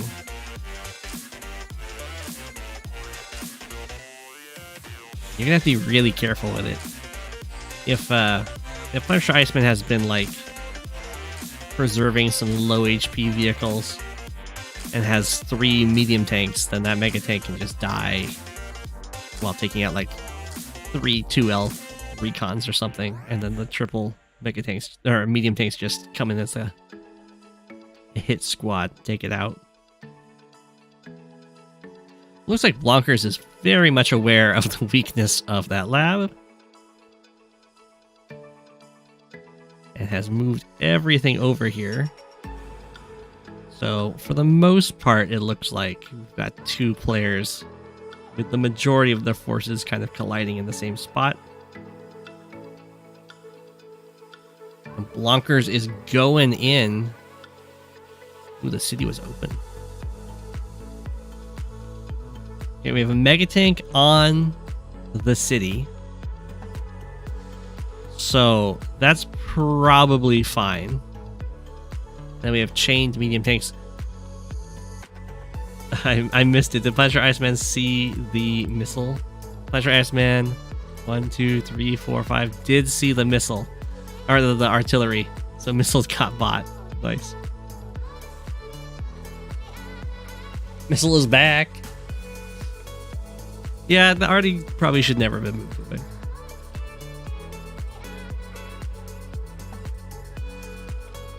Looks like the artillery is just going to return. No new artillery built. So against a mega tank, what you're usually going to do as max is you're just going to sacrifice 3. It doesn't fire other mega tanks, which is rather scary. No, your internet is buffering. Oh no.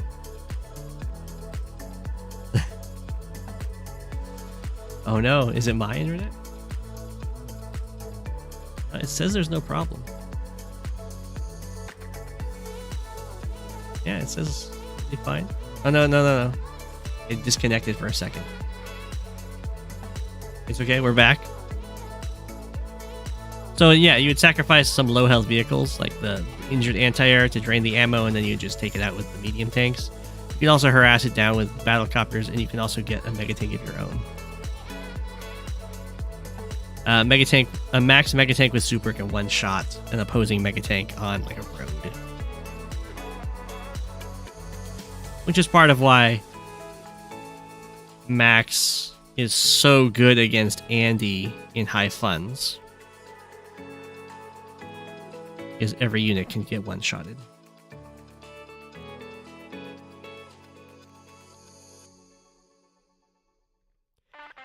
But you can't use battlecopters to drain ammo from mega tanks, because mega tanks use their machine gun against battlecopters rather than their actual ammo. Poor Missile Chan. Okay, here was the max blast.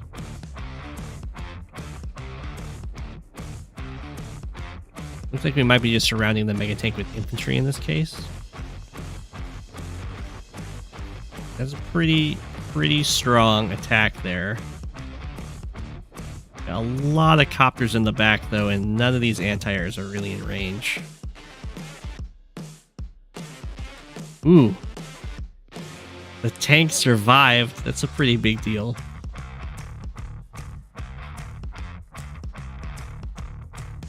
Okay. Looking like a decent attack. Definitely got a lot of kills. And we have some pretty good blockers. We'll see what Blonkers can do. Over here, it's kind of a nightmare. The tank can try and like interrupt this, but you have to be careful about what your pathing could be.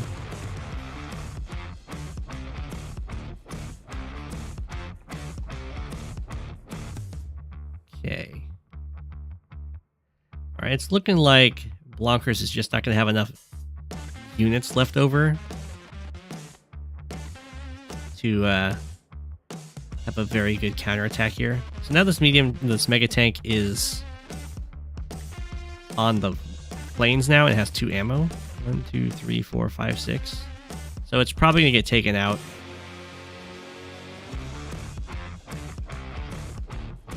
There's 2 medium tanks and a neo tank in range. There's a recon and actually 2 recons.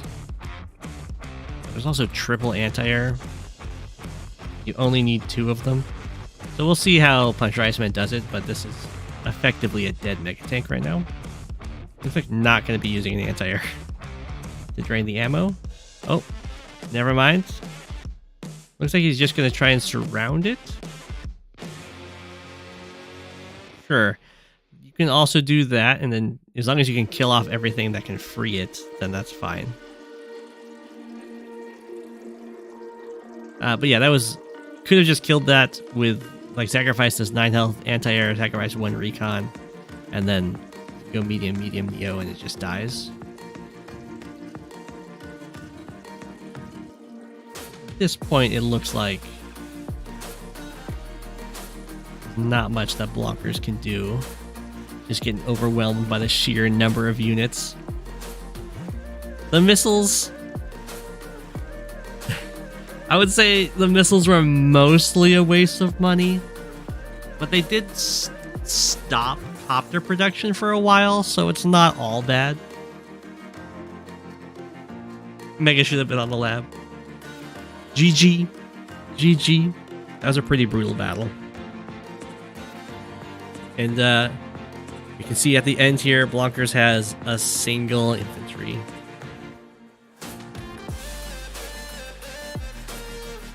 Life is rough. Spacelight Fog.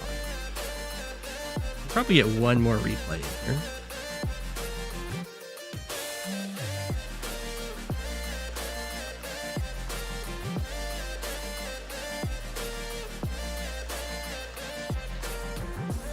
It's going to be MiniNini versus Havits on multi-front drifting. What a big map. This is a tournament game, isn't it?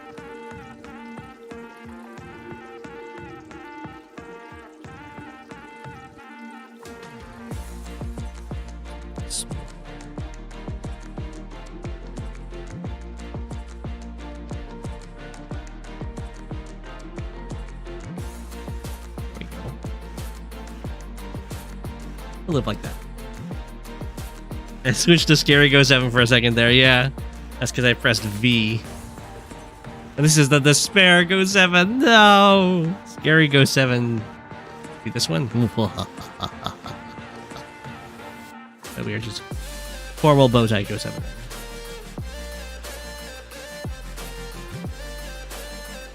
If you're calculating fog openings, when do I not play around the recon opening? Well, I guess if you know your opponent never does a recon opening, you don't have to play. But otherwise, you should definitely factor that in as a possibility. Okay. I think this is sent in by Habits. So, penguins.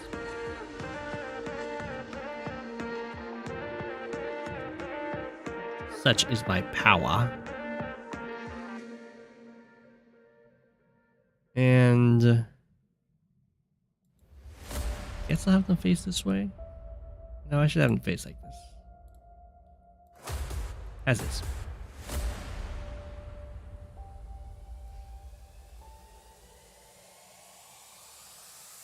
Okay. So this is a high funds game. And we have double Von Bolt, everyone's favorite.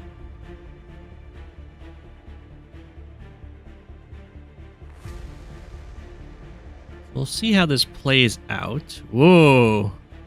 MiniNini giving an extra turn of income to Havits. Is that to rush the comm tower? Looks like it is. Is a contested comm tower. I don't know if I'd want to give my opponent an extra 2,000 income at the start, though. To do that. Especially with this tank movement, that is not possible to stop. Like, Havits can just walk down and get this capture. Doesn't do it,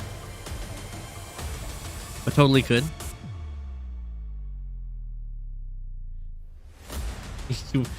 Yeah, autopiloting captures is something that happens, and you can lose games over that. So definitely don't autopilot your captures. Always be like, should I finish this capture? 90% of the time, the answer is yes.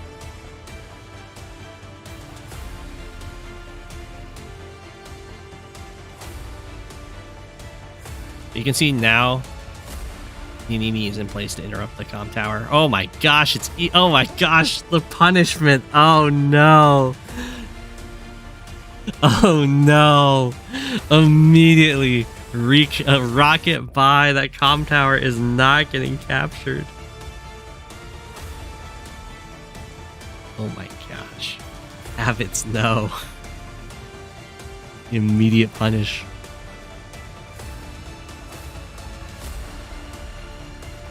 Okay. There is a Neo tank for Havits.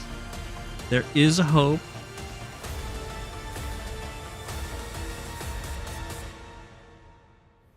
There isn't a lot of hope. You can see the rockets already covering the comm tower. And it's very easy to block off the Neo tank. This tank just runs away. Oh my gosh, it's even worse. The tank is in range to deny the airport, and this infantry can't get in the way. Okay. Well, I doubted MiniNini giving Havits that extra 2k, but I'm gonna say Havits is needing it.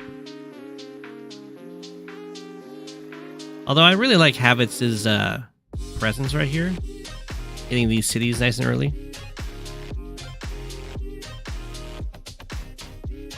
And the tank is going to be able to chase down, or the Neo tank is going to be able to chase down this tank. This is a Discord tournament, I think. Okay, I also respect, well, definitely a good idea to back off of that comm tower, but I respect this recon buy. We stabilizing.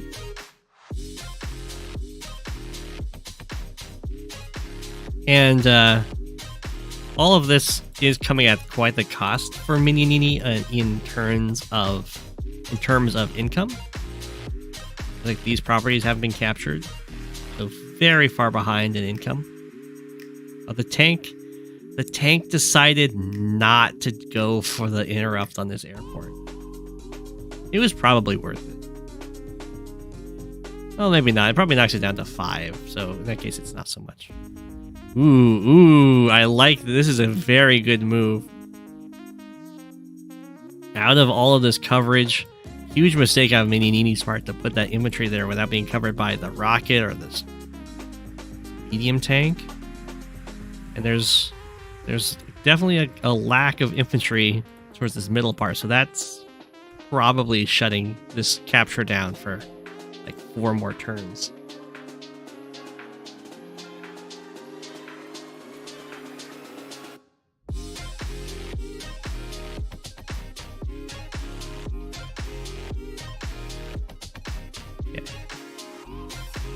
So if you want to, yeah, Havits was up, I think 6k at the end of his turn. Usually you want to check at the end of your opponent's turn. If you're ahead in income, then you're doing amazing. Because you should be behind in income at the end of your opponent's turn. So anytime that's not the case, like right here, Havits was ahead by 4k at the end of his opponent's turn. So he knows that he's basically a whole turn ahead in terms of economy captures.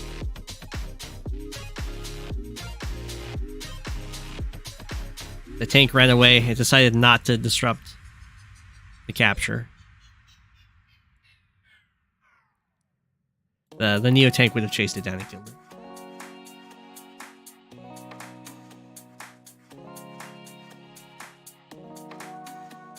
That's okay. Get some of these captures done. Oof, 10k at the end of MiniNini's turn. Double hit on this Neo tank is a little questionable. MiniNini is still managing to deny this comm tower.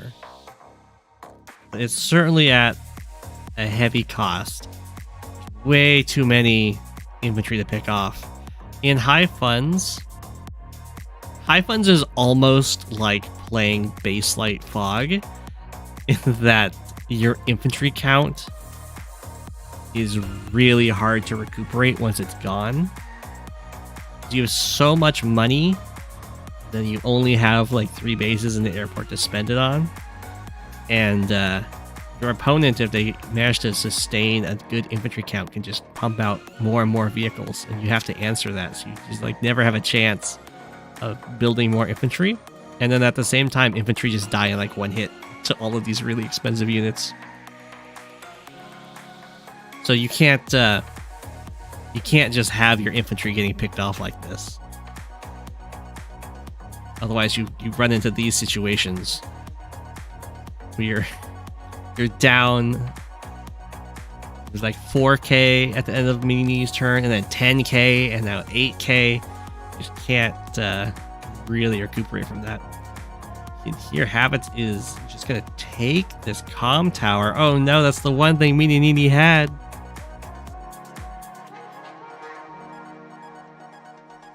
Bomber comes over here. I would expect Havits to build a fighter If you're ahead in economy, a fighter is, and on a map like this where the airport's really strong, a fighter is going to be really difficult for your opponent to deal with. Getting a rocket also makes sense to lock this down.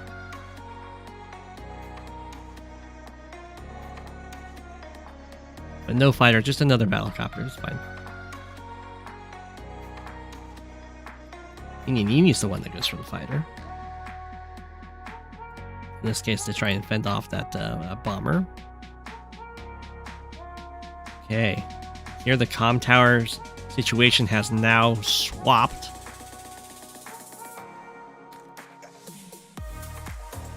Now Havitz is up 1 comm tower to 0.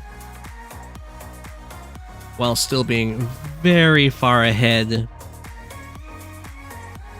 in economy. And a nice situation for denying this comm tower. Looks like MiniNini's going to end this turn down 10k. So, as we can see, Havitz ended this turn also still ahead by 20k in unit value, which is also a really bad sign.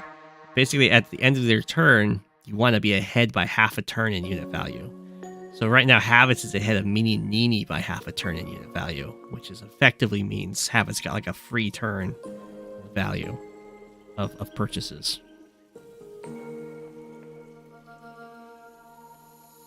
Which is very strong. Yeah, the Uno reverse. Here comes the stall. Havitz would never stall. Havitz has got that bloodthirst. I know it. Get the Mega Tank coming in here. MiniNini is able to recuperate some of this.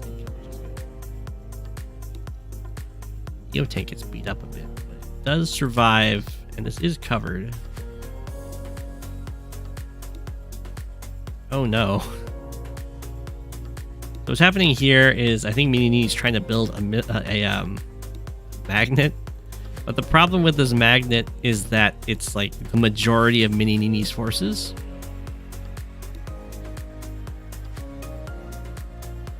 And you don't want the majority of your forces getting stunned.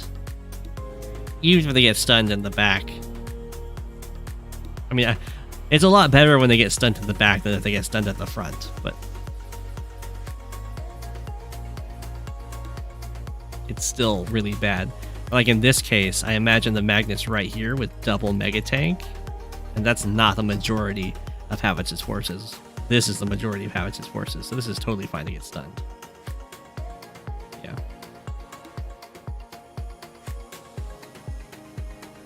And MiniNini resigns. I think that's a fair resign.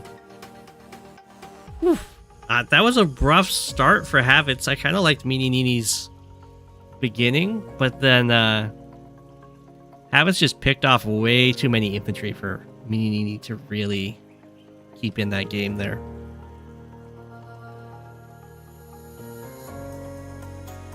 You didn't know for a long time that MiniNini played Advanced Wars by Web? Yeah. Even a recent addition to our rosters. Alright, I'm going to call it there. That was a good 4 hours. Oh, I'm going to leave you all with an apple! I think MiniNini comes from Tiny Wars.